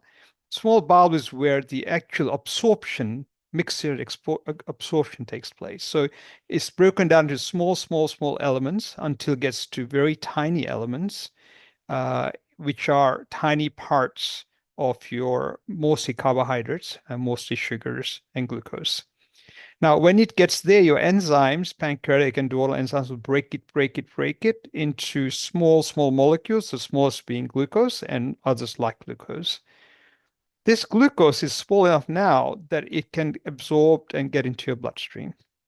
So in your bloodstream, the glucose goes with your blood, and it passes easily where the cells are. The cells, unfortunately, have a wall that's made of fat and all sorts of material in the wall, and it can't pierce because it doesn't seem to absorb it. So there comes your insulin. Your pancreas makes insulin. Insulin is clearly, as we heard, very important in our method to try and get this to settle in. Insulin will now come with it. Insulin is very interesting. It will have receptors sitting on your cells. So cells is a lock and key mechanism. So as your insulin comes out, it will go into lock and key. It will attach there, and it will open doors that will allow glucose to go in. So with this mechanism, very smart mechanism, allows only glucose and nothing else. So you don't get toxins in. This particular mechanism is very helpful because it allows us then to use this fuel and churn and burn glucose and breathe, and our mitochondria are happy and we're happy. Type 2 insulin resistance is interesting. What happens? Well, insulin does its job, but the receptors don't work. They don't send a message to your cell. The cell doesn't open the channels. Maybe a little bit will. So every so often, the odd insulin will make it work, and then you get some glucose in. Now, glucose is stayed behind. It stays in the bloodstream. Your blood glucose levels go up. Very simple. The other way it occurs is your production itself drops, and often late in diabetes this happens. So you're actually not making that much insulin. Hardly 1 in 4, 1 in 3 of what you might need is made. So then you have very little glucose absorbed because your channels will open proportional to insulin. And so you end up again getting glucose back up, and again your sugar goes up. That's all it. That's it. 2 mechanisms, very straightforward. What happens then? Well, you will, of course, the glucose will make you diurese in your kidneys, so you'll get very thirsty, you'll pee a lot. There are 2 key symptoms most people understand and will complain when they come to the doctor. You have weakness, very vague, drowsiness unnecessarily, and blood vision, very important. So if you see these or feel these, check it out with your doctor because these are very subtle signs sometimes very obvious. Again, very underdiagnosed, so you should have a high threshold to report these. So about 1 in 4 in general are unaware they actually have it. They ignore or belittle the symptoms and maybe come to the doctor very late with further damage. So think about that. What does it happen? Well, as your sugar goes up, it starts damaging your vessels. First, it damages small vessels. It thickens them. It makes them grow poorly. They become smaller, tinier. And so the organs they supply will start acting up. They don't get enough oxygen, food, nutrition, clearance of toxins. As some of you mentioned, your toxins build up in your small vessels. And these are very important. They're throughout your body, right? And so based on where, if it's the eye, your visual problem is going to go. Your common problem, right? Diabetes, retinopathy. Your nerves are tingling, you can't feel, you walk clumsily, kidneys don't work properly, don't filter properly. As time goes by, they start even hurting your large vessels. Again, thicken, don't grow well, small, poorly functioning, poor contractility. Let clots settle in. Heart disease, stroke, and of course, many other issues of poor circulation, walking, pain. What are the factors that lead to diabetes? Overweight, obesity, sitting around doing very little, commonest causes, and of course, diet, which we'll talk about. What you can't change is family history, but you can be aware. Family history is a common factor in why you get diabetes. Particularly family history, then their ethnic origin. African Americans have a high rate, Native Americans have a really high rate, Hispanic Americans have a high rate, but of course, Asians and Asian Americans have a very high rate. And we'll talk about it a little bit. So factors that increase diabetes include medications also. Some medications be wary of. Some blood pressure medicines, which sometimes they work for Caucasians, but not for us. Like thiazide diuretics often in Indians will give you diabetes, so be careful. They're prescribed, they're very common. But mostly the physicians know and be wary of which drugs to use because of risk of diabetes. But good to remember that your drugs need to be verified. Good. So generally, the summary is it's a metabolic disorder. Your insulin is not working well. So when your glucose comes to supply your cells, it accumulates in your blood because your cells can't take it up. It can be from insulin resistance, or it can be lack of insulin production from your pancreas. And that's kind of the main cause. So you got to work on your glucose, and you work on the health of your pancreas, and you got to work on your insulin resistance. All right. So early diagnosis is very important because it can prevent these diseases. Once it occurs, changes can be irreversible, and you're going to have misery for many years, as often happens. Okay, so that's pretty much it for this presentation. Now, what we're going to do is try and switch to the talk. Just give me a second and we'll try and share the talk. And we should be okay.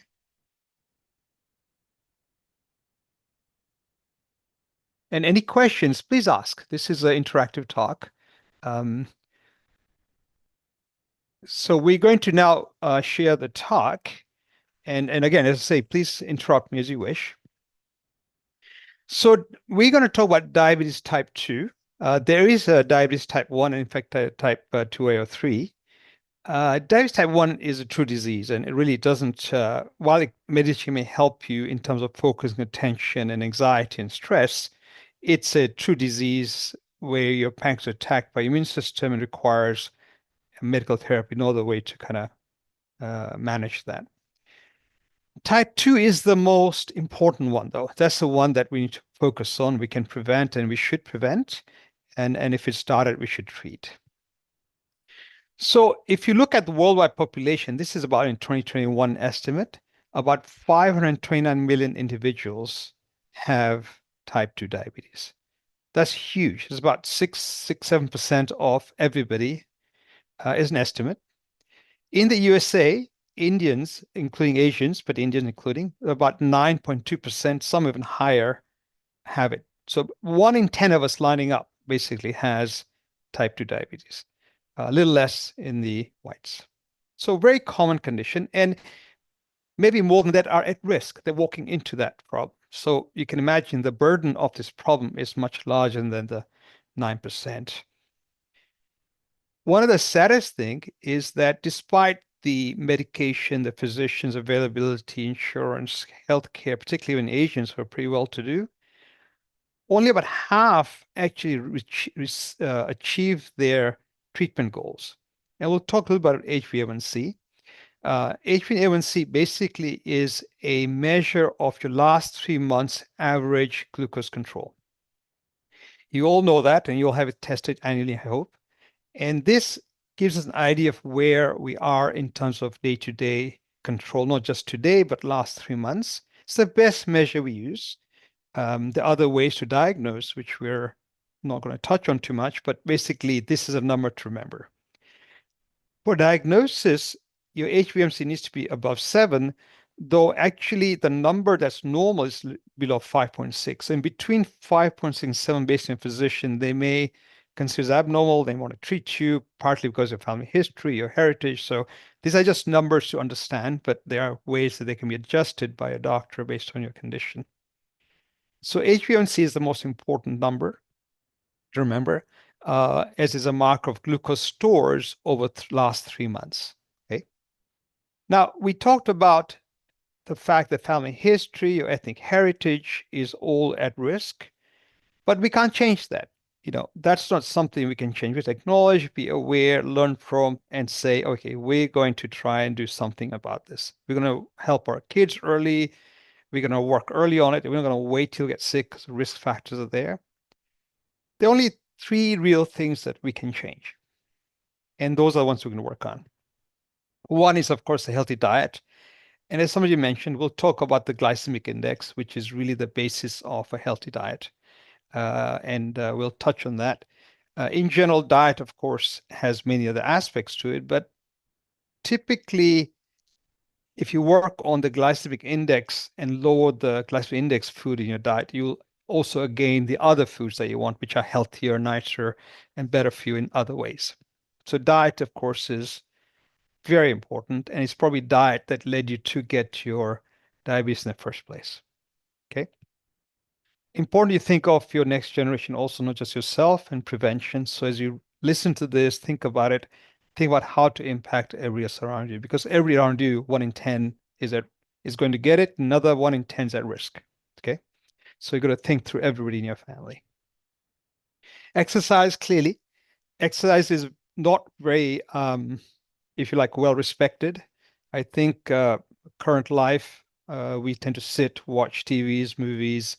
We're not walking out as much. Our food comes easily. We have freezers and fridges. We buy once a week. We don't go to shop every day. Things we used to do routinely have gone on, and we have not replaced them. You know, if you go back 50 years, you'd have to get fresh food every morning and cook it and then take the trash out every day. There are lots of things that do that, just routine work in life. So you don't need exercise probably. But now, as all those things go away, washing machines, dishwashers, our work is less and less. So then what do we do instead? We just sit and watch TV or play cards or do something sedentary. So we need to replace that with exercises, right? And then weight loss. So one of the biggest factors, as you all know, is obesity. Not just obesity, abdominal obesity. So you may not look obese. You may think your weight is still normal based on the BMI, but your truncal obesity, central obesity may still be there. So more important than obesity is your girth, your abdominal circumference. And that's where your fat is stored, and that's where your pressure, your pancreas is, and that's what seems to predict disease. So clearly weight, big issue, and many of us, it's a big, big problem. So they're the only three things we can really work on. So what is the role of complementary medicine? What is the role of mind-body techniques, yoga, meditation? Why would they help? Right? So we're going to explore that. Why would they help? Why are they important, or are they important? So let's see. Let's see what we can discover from data. If we first look at obesity, it turns out that if you look at the areas we came from, many Indians, so I'm just focused in India, of course, this is worldwide. The color that is red is where more than 25% are obese. It's a fairly recent, with the last few years data.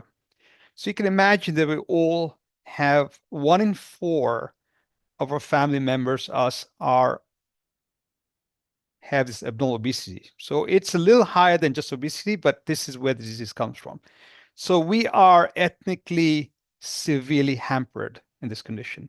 In fact, the cost of managing diabetes, if you do it properly in countries like India, will take care of all the healthcare dollars worldwide and still will not get to treat them properly. There just isn't money to treat that many people with the current therapies we have. It just does not become a possibility.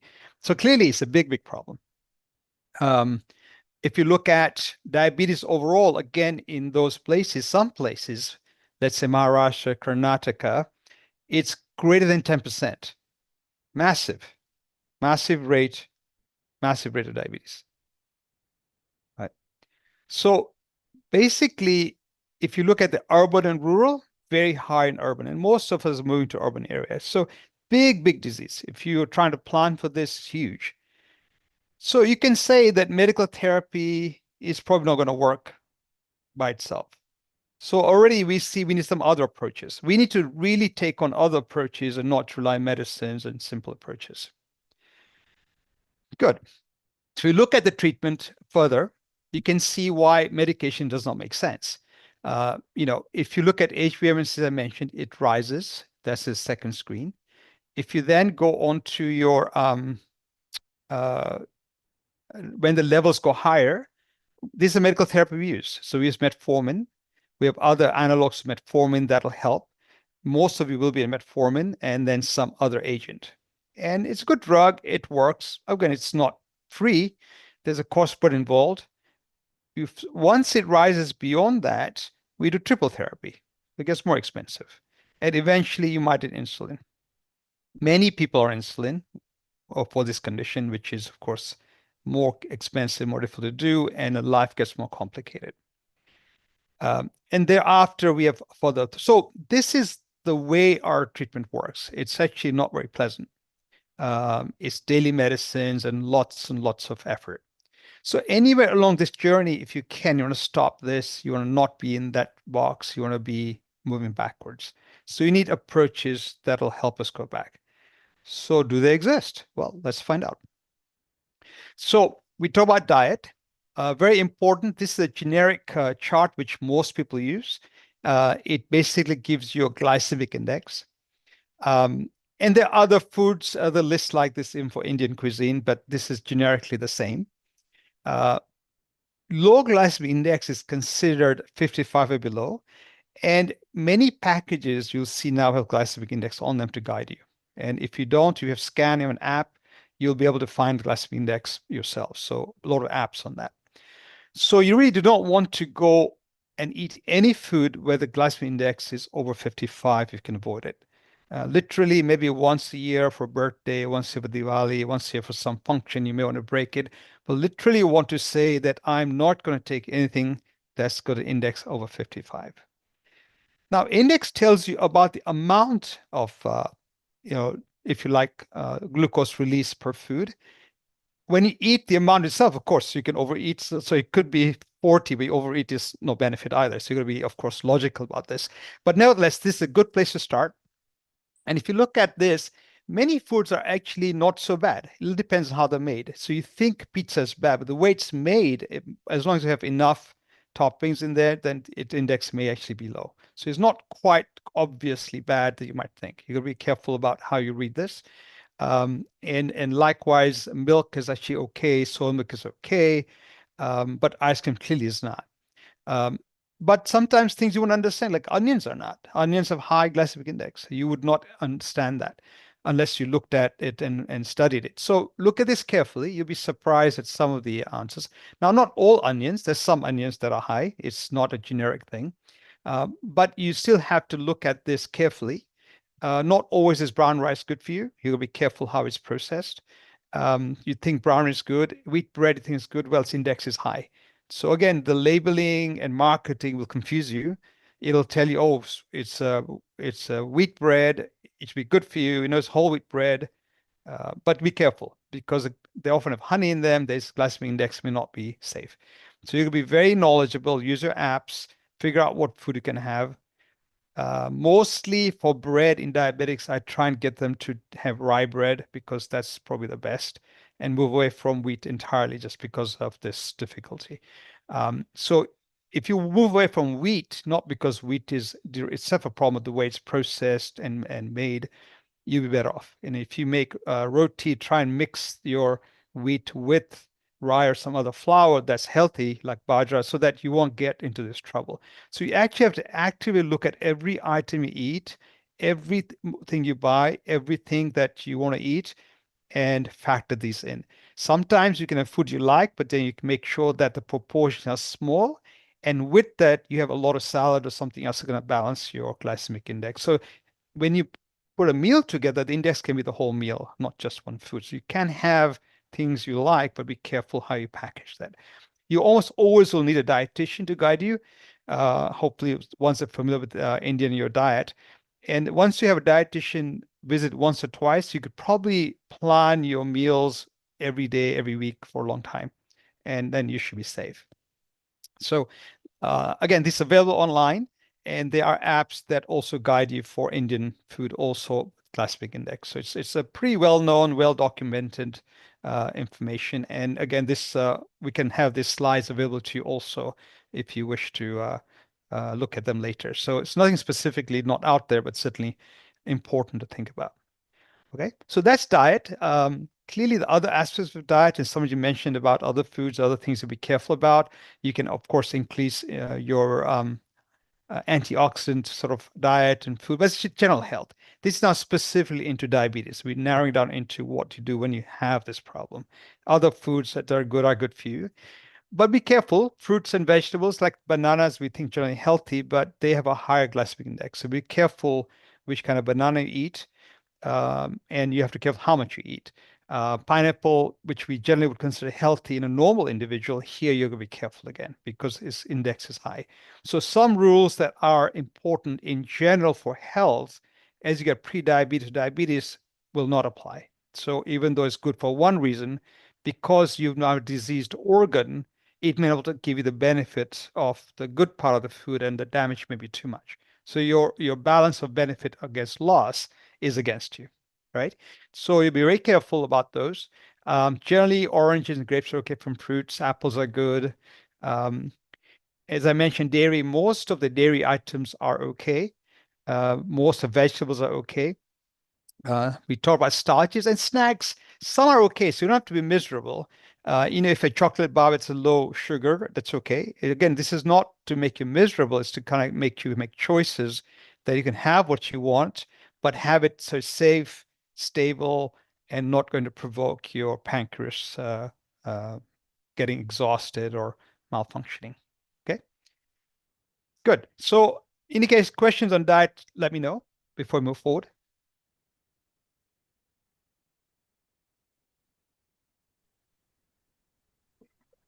Dr. Mehta, I have a question. So what's the relation between the glycemic index and the cholesterol? Because I see this ice cream here is not very high in glycemic index, but it does have, most of the dairy has fat in it, which we consider not good for our health.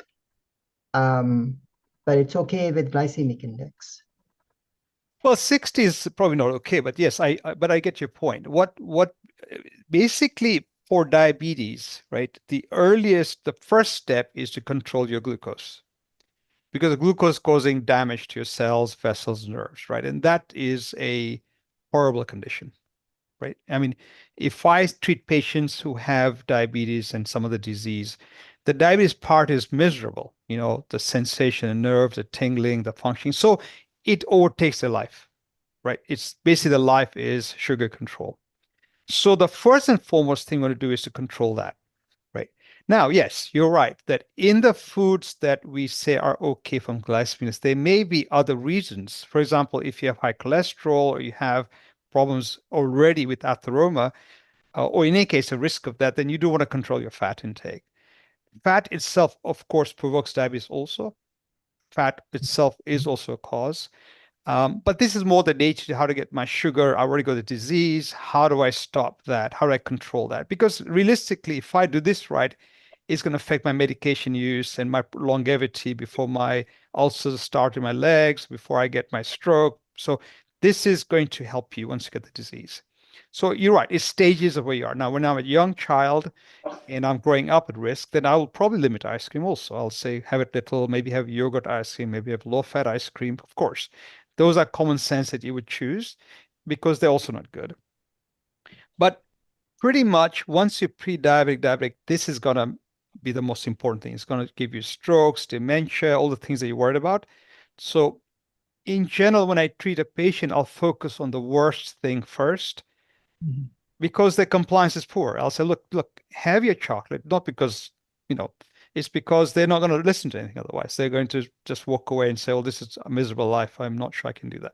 So you got to walk towards what is the most important thing for you as a medical thing to avoid the disease. Then as you get into it further, you can say, well, look, I can pick this, so I can pick cherries. Why don't I have cherries instead of dessert? They're sweet and I'm still going to get in there and I love cherries. So you slowly chip away at and chip away at the other part of the bad food and convert them to better food.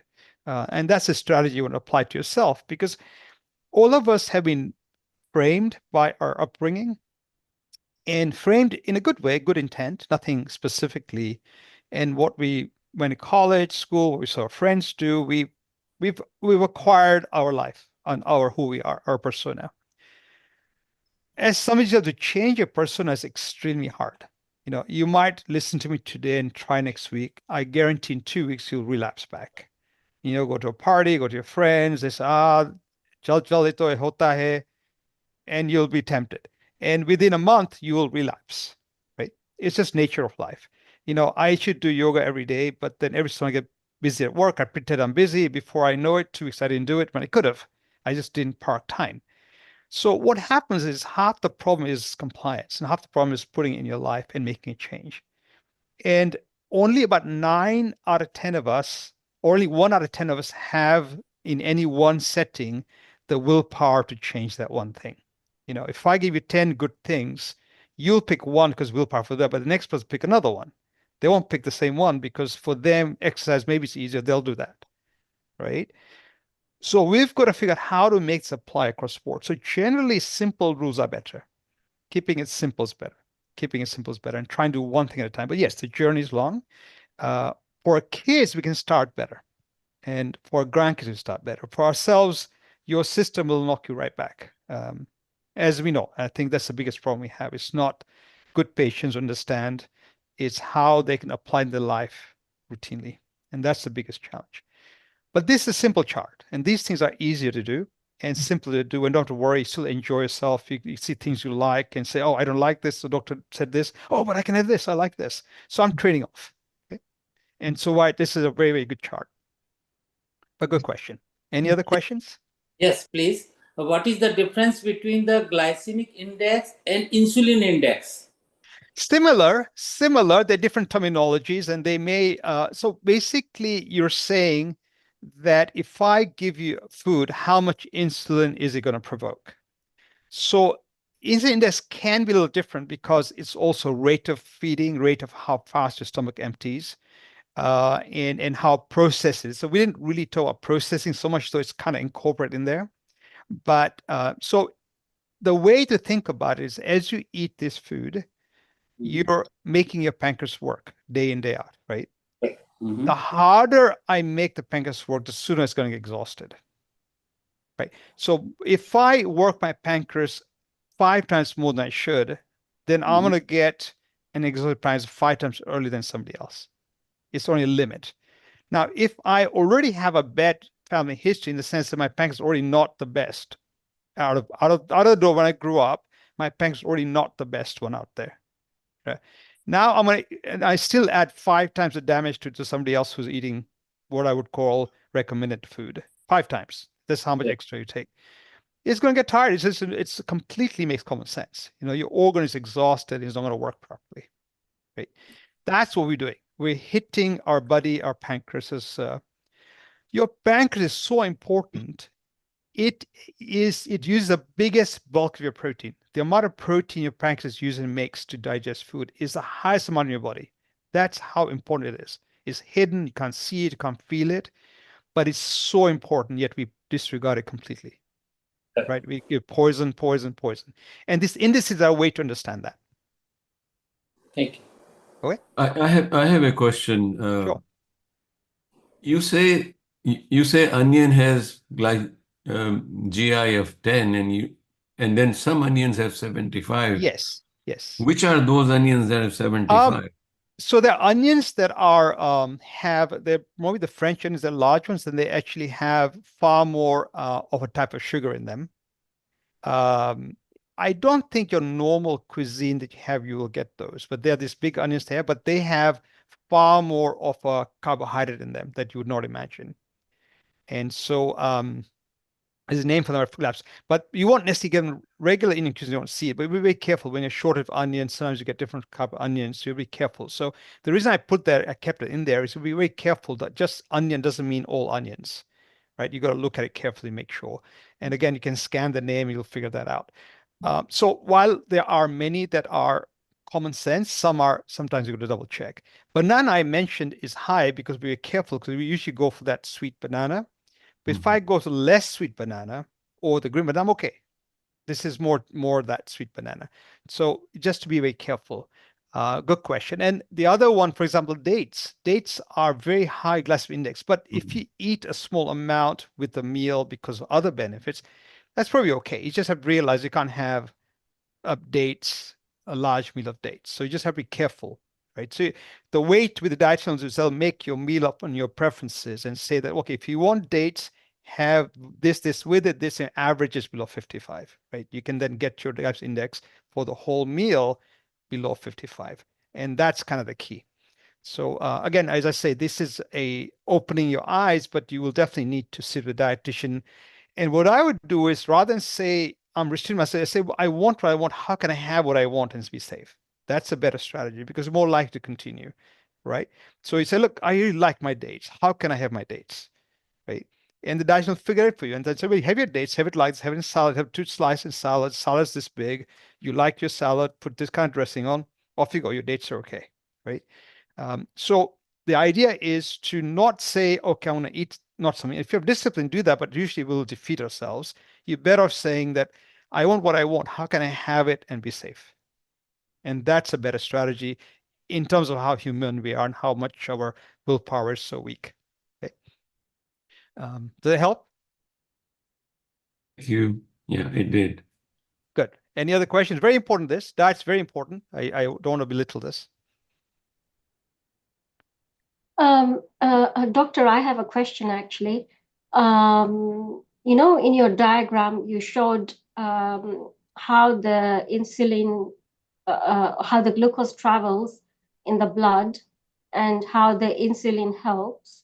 So I've been told, I don't know whether this is correct, if you take calcium, you need to take vitamin K or K2, otherwise, the calcification happens and the glucose is not properly absorbed. Is that correct?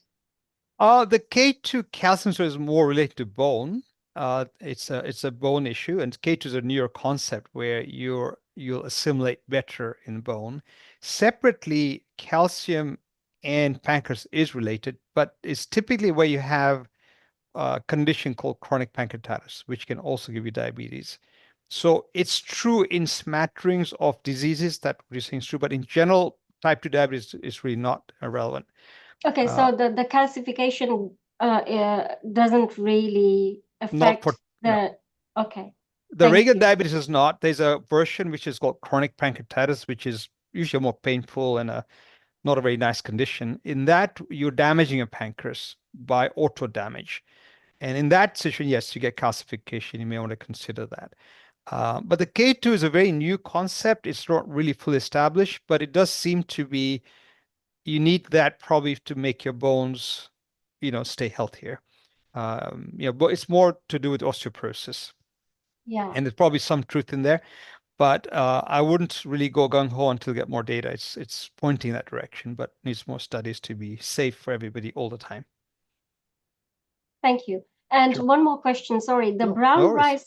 rice, so is brown rice better or white rice? Because white rice, it's 38 GI. Yes, isn't it interesting? Yeah, so and brown rice is 55 because I've been eating more brown rice compared to white.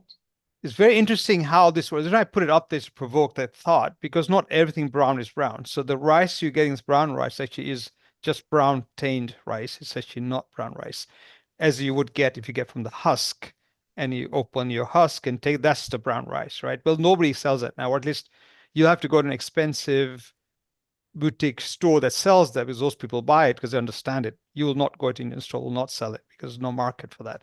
So the authentic brown rice is the best, but we will never get that, right? It turns out that some of the South Indian white rice is not so bad. In the way they process, not bad. So the generic, you'd have to scan the type of rice you have in your seed. But what I want to make you realize is what you think and you in your marketing people tell you is good for you is actually not true. When I sell brown rice to you, I can say that brown rice has more roughage, therefore it's better for you, but not because I've shown it, because it probably is not got that roughage in that, and the benefits are out of it. So the index of brown rice can be high, which is surprising, but that's just what the data shows. Now, as I say, if you go back to the dehusked rice, then that's the best. But very hard to cook. You'll have a struggle to cook. You'll probably have a palate for rice that you won't like it because we're so used to what we like, and it'll end up getting, going back, or your family will revolt. So we've tried that before. And my family revolted. They're not going to eat that rice. It just doesn't work well. So be very careful. It's not as straightforward. And I put a few there. I've used this on purpose to provoke that you'll be careful and look at it carefully. It's not straightforward. And your prejudice that the media has given you or you read are knee-jerk prejudices. They're not often true. Thank you. And so is this the same goes with white pasta or wholemeal pasta? Same catch. Same catch. It can be the same catch depending on how, because even wheat, when you buy wheat that's brown, it's actually not the dehusked brown wheat. And many times in the wheat, they'll have to put a little bit of honey, something because it's too bitter. And now what you get is wheat, and you want to see the label at the bottom. What does it put in there, right? And so many things like that have been changed. And sometimes they're partially altered because easier to digest. Again, many reasons they do that, not necessarily bad people doing that.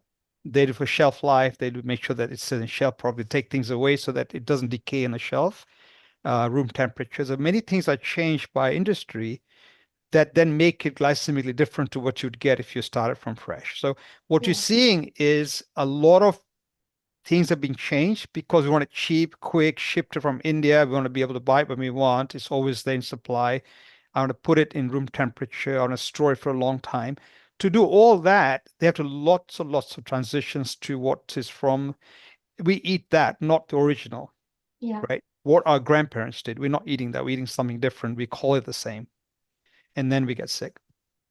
So does like wholemeal pasta or brown rice, does it have more fiber It than can the have one? fiber, but be carefully. Again, what happens is too much fiber, it decays faster because it doesn't, shelf life is not great, Oh, okay, okay. right? So, but they'll use that because the FDA allows them to use that as wording. So you'll get hooked. Oh, I've bought something that so you think I'm happy, I'm getting home, I can eat it. You can eat more because it doesn't matter because it's healthy. It's not true. That's the Thank problem. you. Right. So Thank you very much. marketing is very dangerous, unfortunately. Thanks. Okay, Doctor, I have one more question for you. of course. Confused between white bread and wheat bread. Mhm. So, Again, same, because if you look at wheat bread, to eat wheat bread, they have to have honey or something in it. You okay, cannot eat wheat bread by itself. okay. You will not eat it. It'll be like fickle, So what is this? It's not food. You'll feel like it's animal food when it wheat bread you'd make from scratch, you would not like. So so honey itself is bad. Yeah, sugar, any glycemic index, right? Anything that it'll add to its index, right? Yeah. Itself 100, I'm not saying it's bad, but when you put it together and the glycemic index hits over 55, then anything's bad, Yeah. right? Even the sugars that you think are a lot less sweet, right? The cactus-based sugars, they're still bad at some point. It's how much you take in the glycemic index. So think of the index, then you will get caught. Don't worry about what you think is good or bad. Think of the index, ask a dietitian, then you're fine. Can But I a lot of things that were in our head from media, that's not correct. can I ask one more question? And it's about stevia. Right. Would you recommend people taking stevia to avoid direct sugar? I think it's a journey. If for some reason you can't adjust your diet, right? And I sit with you and look, nothing is working, I might say, well, try this. It's a journey that I would do as a last resort, not upfront. Right. So yeah, at some point that's probably safer than letting you do what you want and getting sicker and your nerves are getting hammered and you're also getting worse and eyes are getting worse, right? So at some point there will be options. I'll use any option, obviously, disease is so nasty. Yeah. And not everybody has a willpower, as I mentioned. So we have to work with individuals, right? Alcohol's bad, but some people drink. So what am I going to do? I'm trying to cut it back. No, it's not going to work. So I'll adjust it, right? So we have to adjust and work with the person so that they can move forward. So yes, there's always compromises, but you'll be surprised how much your willpower is weak in some settings because of how your upbringing was and your mother fed you and your memories of what was thought to be love at the time, and you keep doing it. And the memory is probably not true, but you cannot give that up. Yeah. Good people fail. Good doctors of my patients fail, and they know exactly everything more than I know, and they still fail. Why is that? Because we're not who we think we are. Our brain controls part of who we are. We are born, brought up with our images and views and what makes me happy. And that psychological happiness is not always set up for correct reasons. So it's better to use a number like this and work with a team than challenge those thoughts because those thoughts will defeat you. Yeah. Right? Thank you. Be practical. Theoretically, we can say what we want, but not going to work. It'll be practical. All right. Yes. Garima is having some question.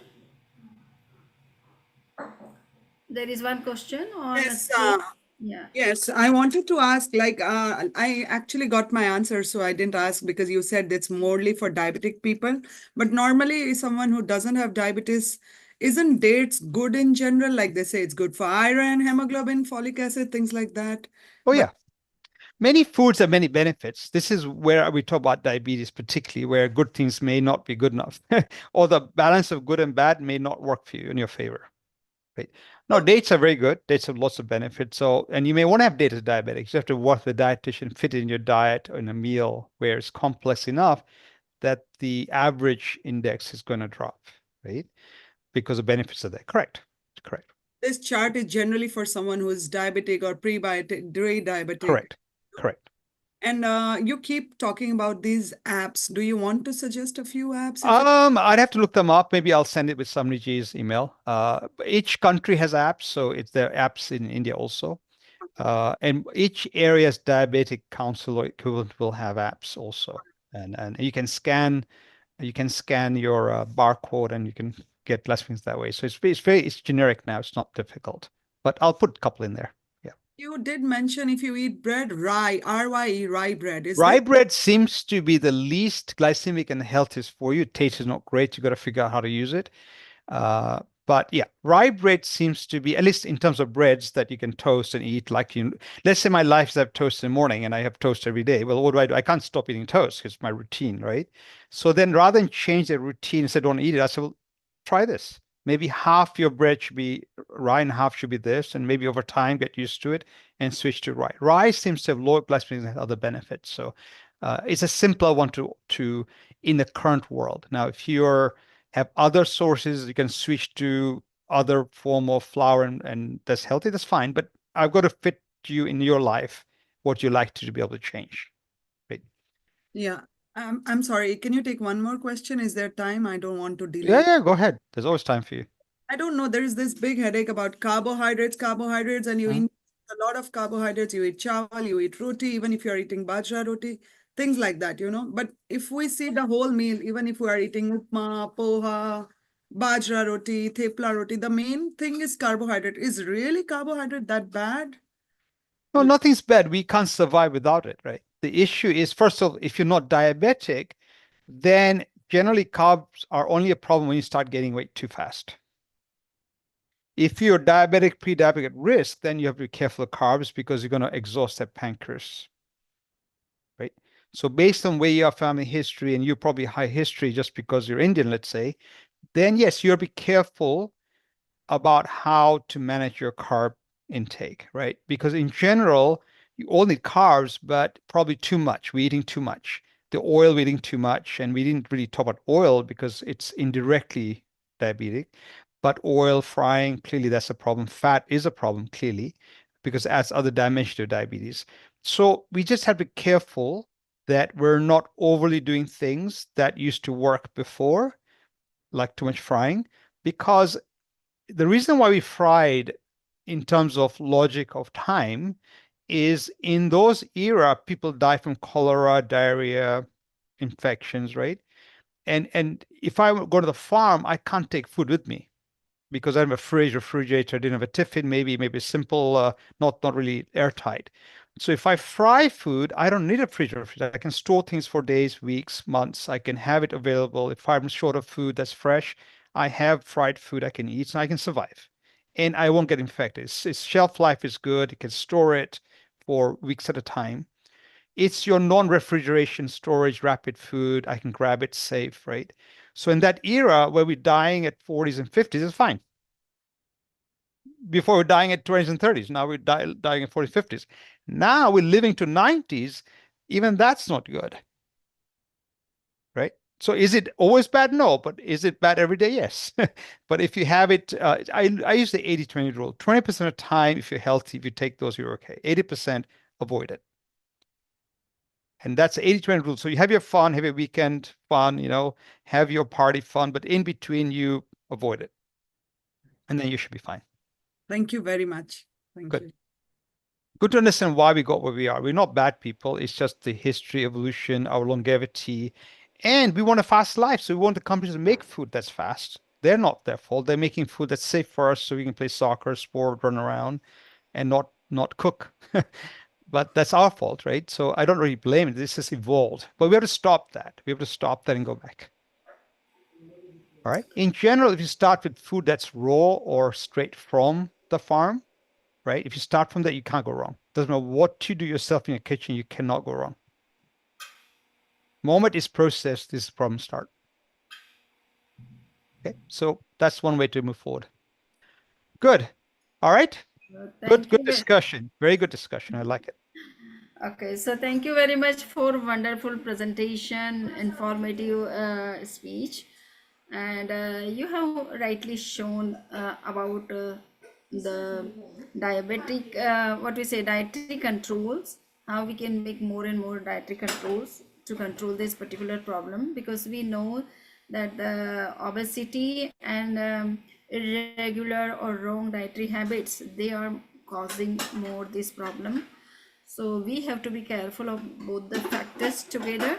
To reduce the weight, we have to do regular exercise, walking, building exercise, and also the mudras.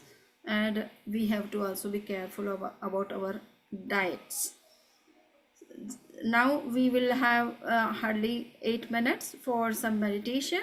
How meditation can also help us to come out of this problem, or to reduce the problem, or to control it. So there are certain meditations. We have some contemplation, some mantras can also help us, and meditation can also help us. We know that we have the enough vital energy inside the body, and that energy has healing power. If we meditate on particular part which is affected or by particular problem or issues, if we concentrate on that particular part, then the energy flows towards that part and tries to heal it, if it is under our control or in the power. So just we will start meditation. First we know that the insulin plays great role to control the glucose in the blood, and that's why we have to enhance the secretion of insulin in a proper amount, so that this diabetic problem can be controlled. So we have to meditate on pancreas especially, because pancreas is responsible for secreting the what we say, insulin hormones. So we have to meditate for 5 minutes on pancreas. Then we will contemplate on it with some affirmation that my pancreas is becoming more and more healthy, and it is working in a normal way, secreting the insulin in a proper amount. So in this way we have to contemplate on it. There is one mantra also, Namo Loe Sabva Sahunam, that is for the healing of all different organs or entire body also, but on particular part also we can recite the same mantra and can feel the energy of the mantra healing that particular part. So now you have to sit in a comfortable posture for 10 minutes hardly, and keep both the hands in the posture of knowledge, keeping both the hands on the knee.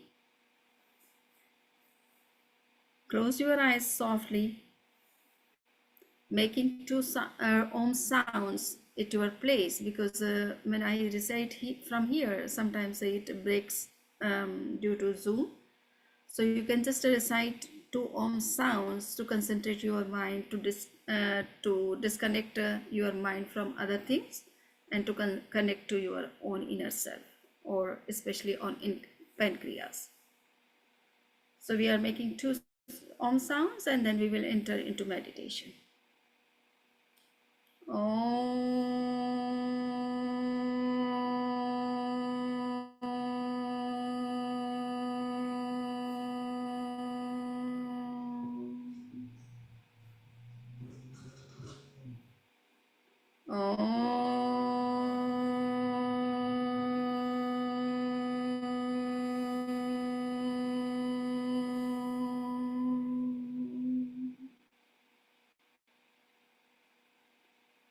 Relax. Relax your mind, vocal cord, and body.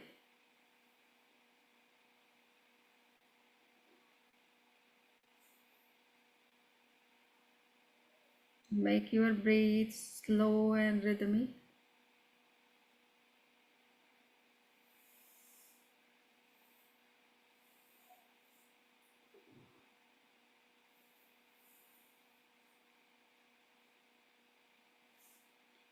Now concentrate your mind on pancreas.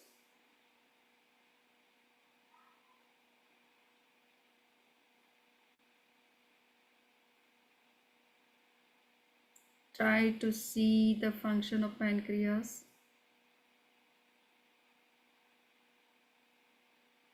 The insulin which is secreting from the pancreas.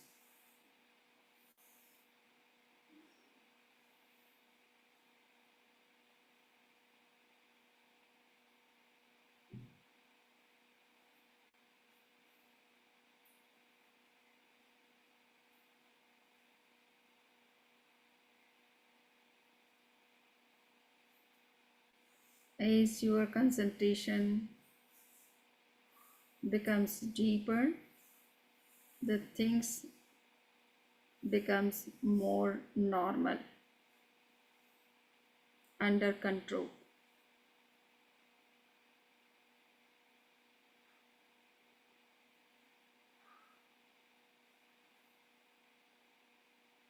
Now you have to make some positive affirmation, give auto suggestion to pancreas that your pancreas is becoming healthier and healthier.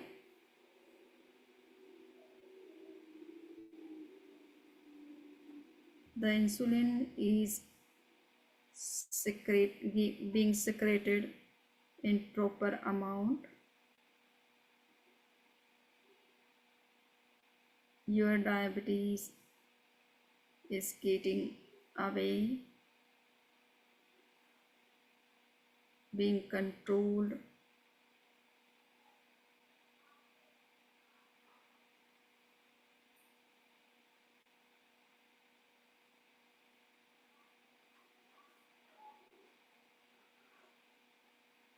Make the contemplation. Think of it at mental level. My pancreas is becoming healthy. My pancreas is becoming healthy. My pancreas is becoming healthy.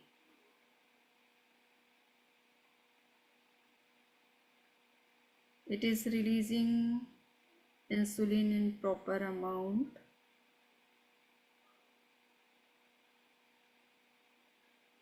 It is releasing insulin in proper amount.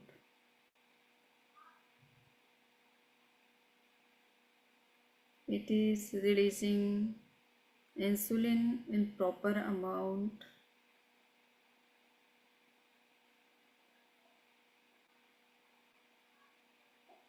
My diabetes is going away. It is becoming controlled. I am getting rid of diabetic problem. I am getting rid of diabetic problem. I am getting rid of diabetic problem.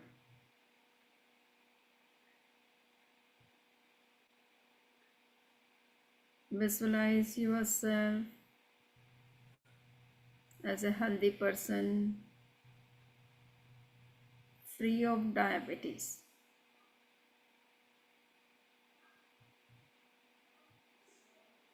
Visualize yourself as a healthy person, free of diabetic problem.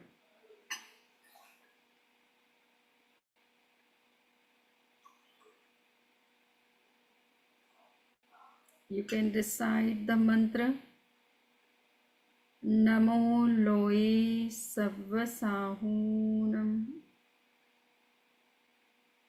meaning the whole pancreas is becoming healthy. Namo Loe Savvasahunam. whole pancreas is becoming healthy.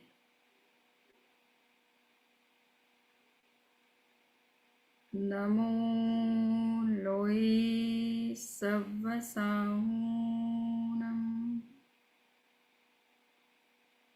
The whole and pancreas is becoming healthy.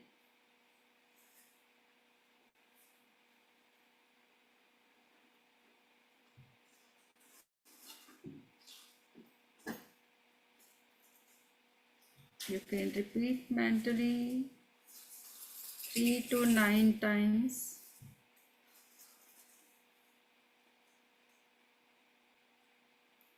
Feeling yourself completely healthy, free of diabetes.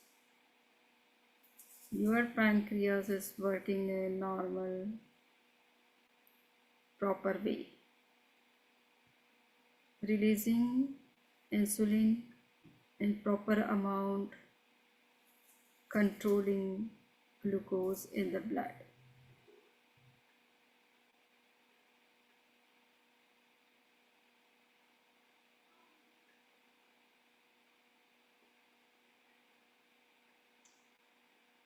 Now with 2 long breaths, feeling yourself completely free of diabetes, healthy, full of energy, refreshed. We will come out of meditation. Take 2 long breaths. Feel energy inside the body, in you, visualizing yourself free from the diabetic problem. Open the eyes.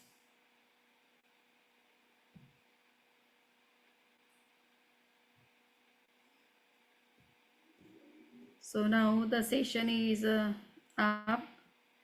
Hopefully all have got the answers to their problem of diabetes. If somebody has no problem, we wish that they must not have problem. But if somebody has any question, might be they have got the answers from our doctor Devendra. He is a very well reputed doctor of Orlando, and he's doing very selfless service to community also. So he's always available to help our participants. And thanks to Urvashi also for giving yoga session. Deshmukh is also here, but we will listen to him in next other sessions. Samani, there was one question for Dr. Mehta. I only remembered about intermittent fasting. If he can just enlighten us, is it good for diabetics? If he's there, if he can answer. Yeah, Yes. sure. I'll be happy to. So intermittent fasting has a lot of benefits, and I think it may be really a very powerful tool if you're pre-diabetic, and maybe even if you have type 2 diabetes. Generally, because your medications, if your medications for type 2 diabetes, you be careful, talk to a physician, because some of the medicines will drop your sugar, right? So you have some risk if you fast. So you have to kind of make sure you adjust the dose, talk to a physician if you do that. But entirely doable, it'll benefit. What I would say about the fasting, intermittent fasting, is that just once in a while won't work, right? Again, remember, we're going to change you as a structure and a person and a being and your body. We're going to make changes. Meditation, likewise, once a day is not going to work. Yoga, once a day is not going to work. So you got to sustain it. So you got to have a strategy that if you're going to do intermittent fasting, you're going to do it consistent. It could be once a week. It doesn't have to be every day, but has to be consistent over time.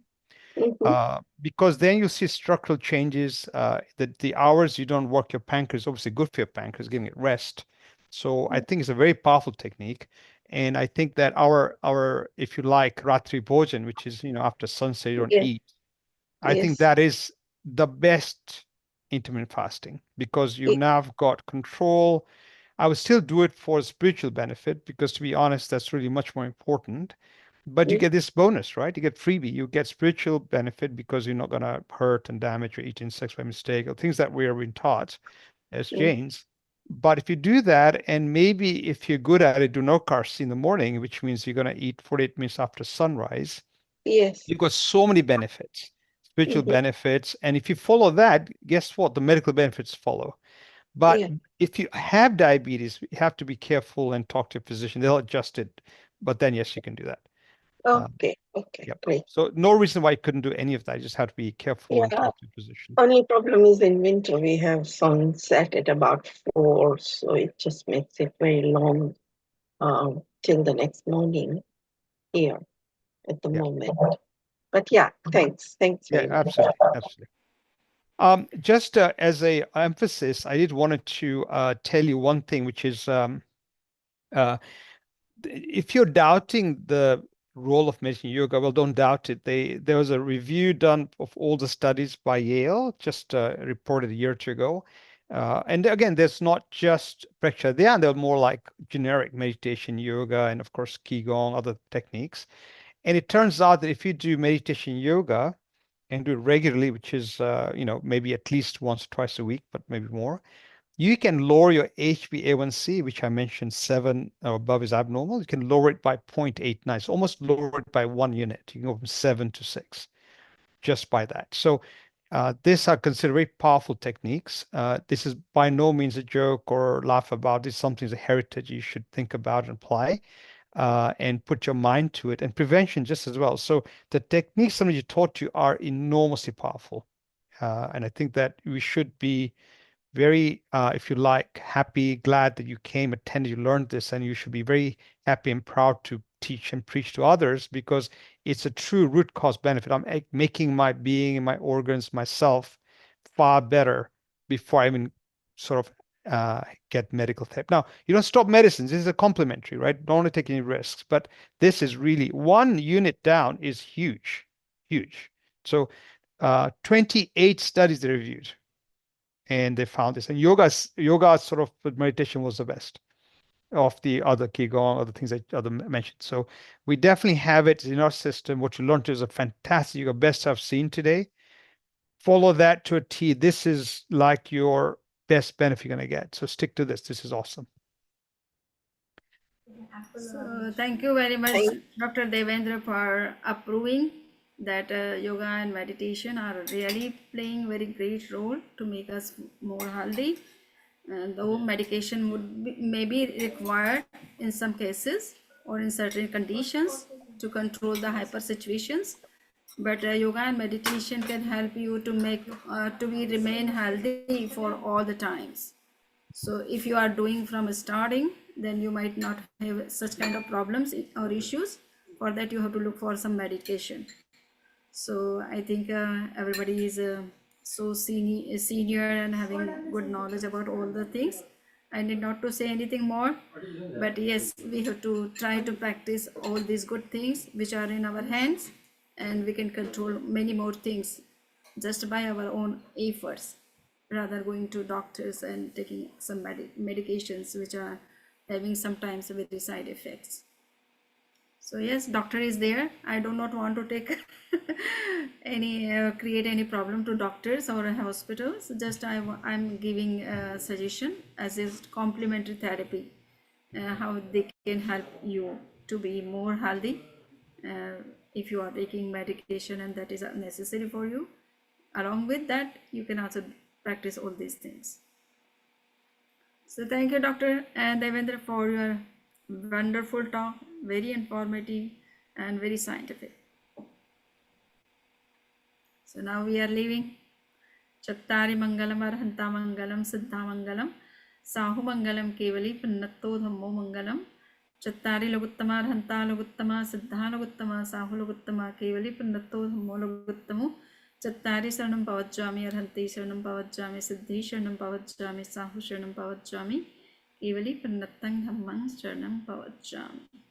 So we are very much what we say interested to know about the feedbacks of different yoga therapies which are being taught through these different live sessions. Might be somebody is regularly practicing, and if somebody is not practicing, they can just practice whatever problem they have or in their family, just they can see that whether they are working for them or not, if they are not practicing the whole package or all the different therapies. Clear?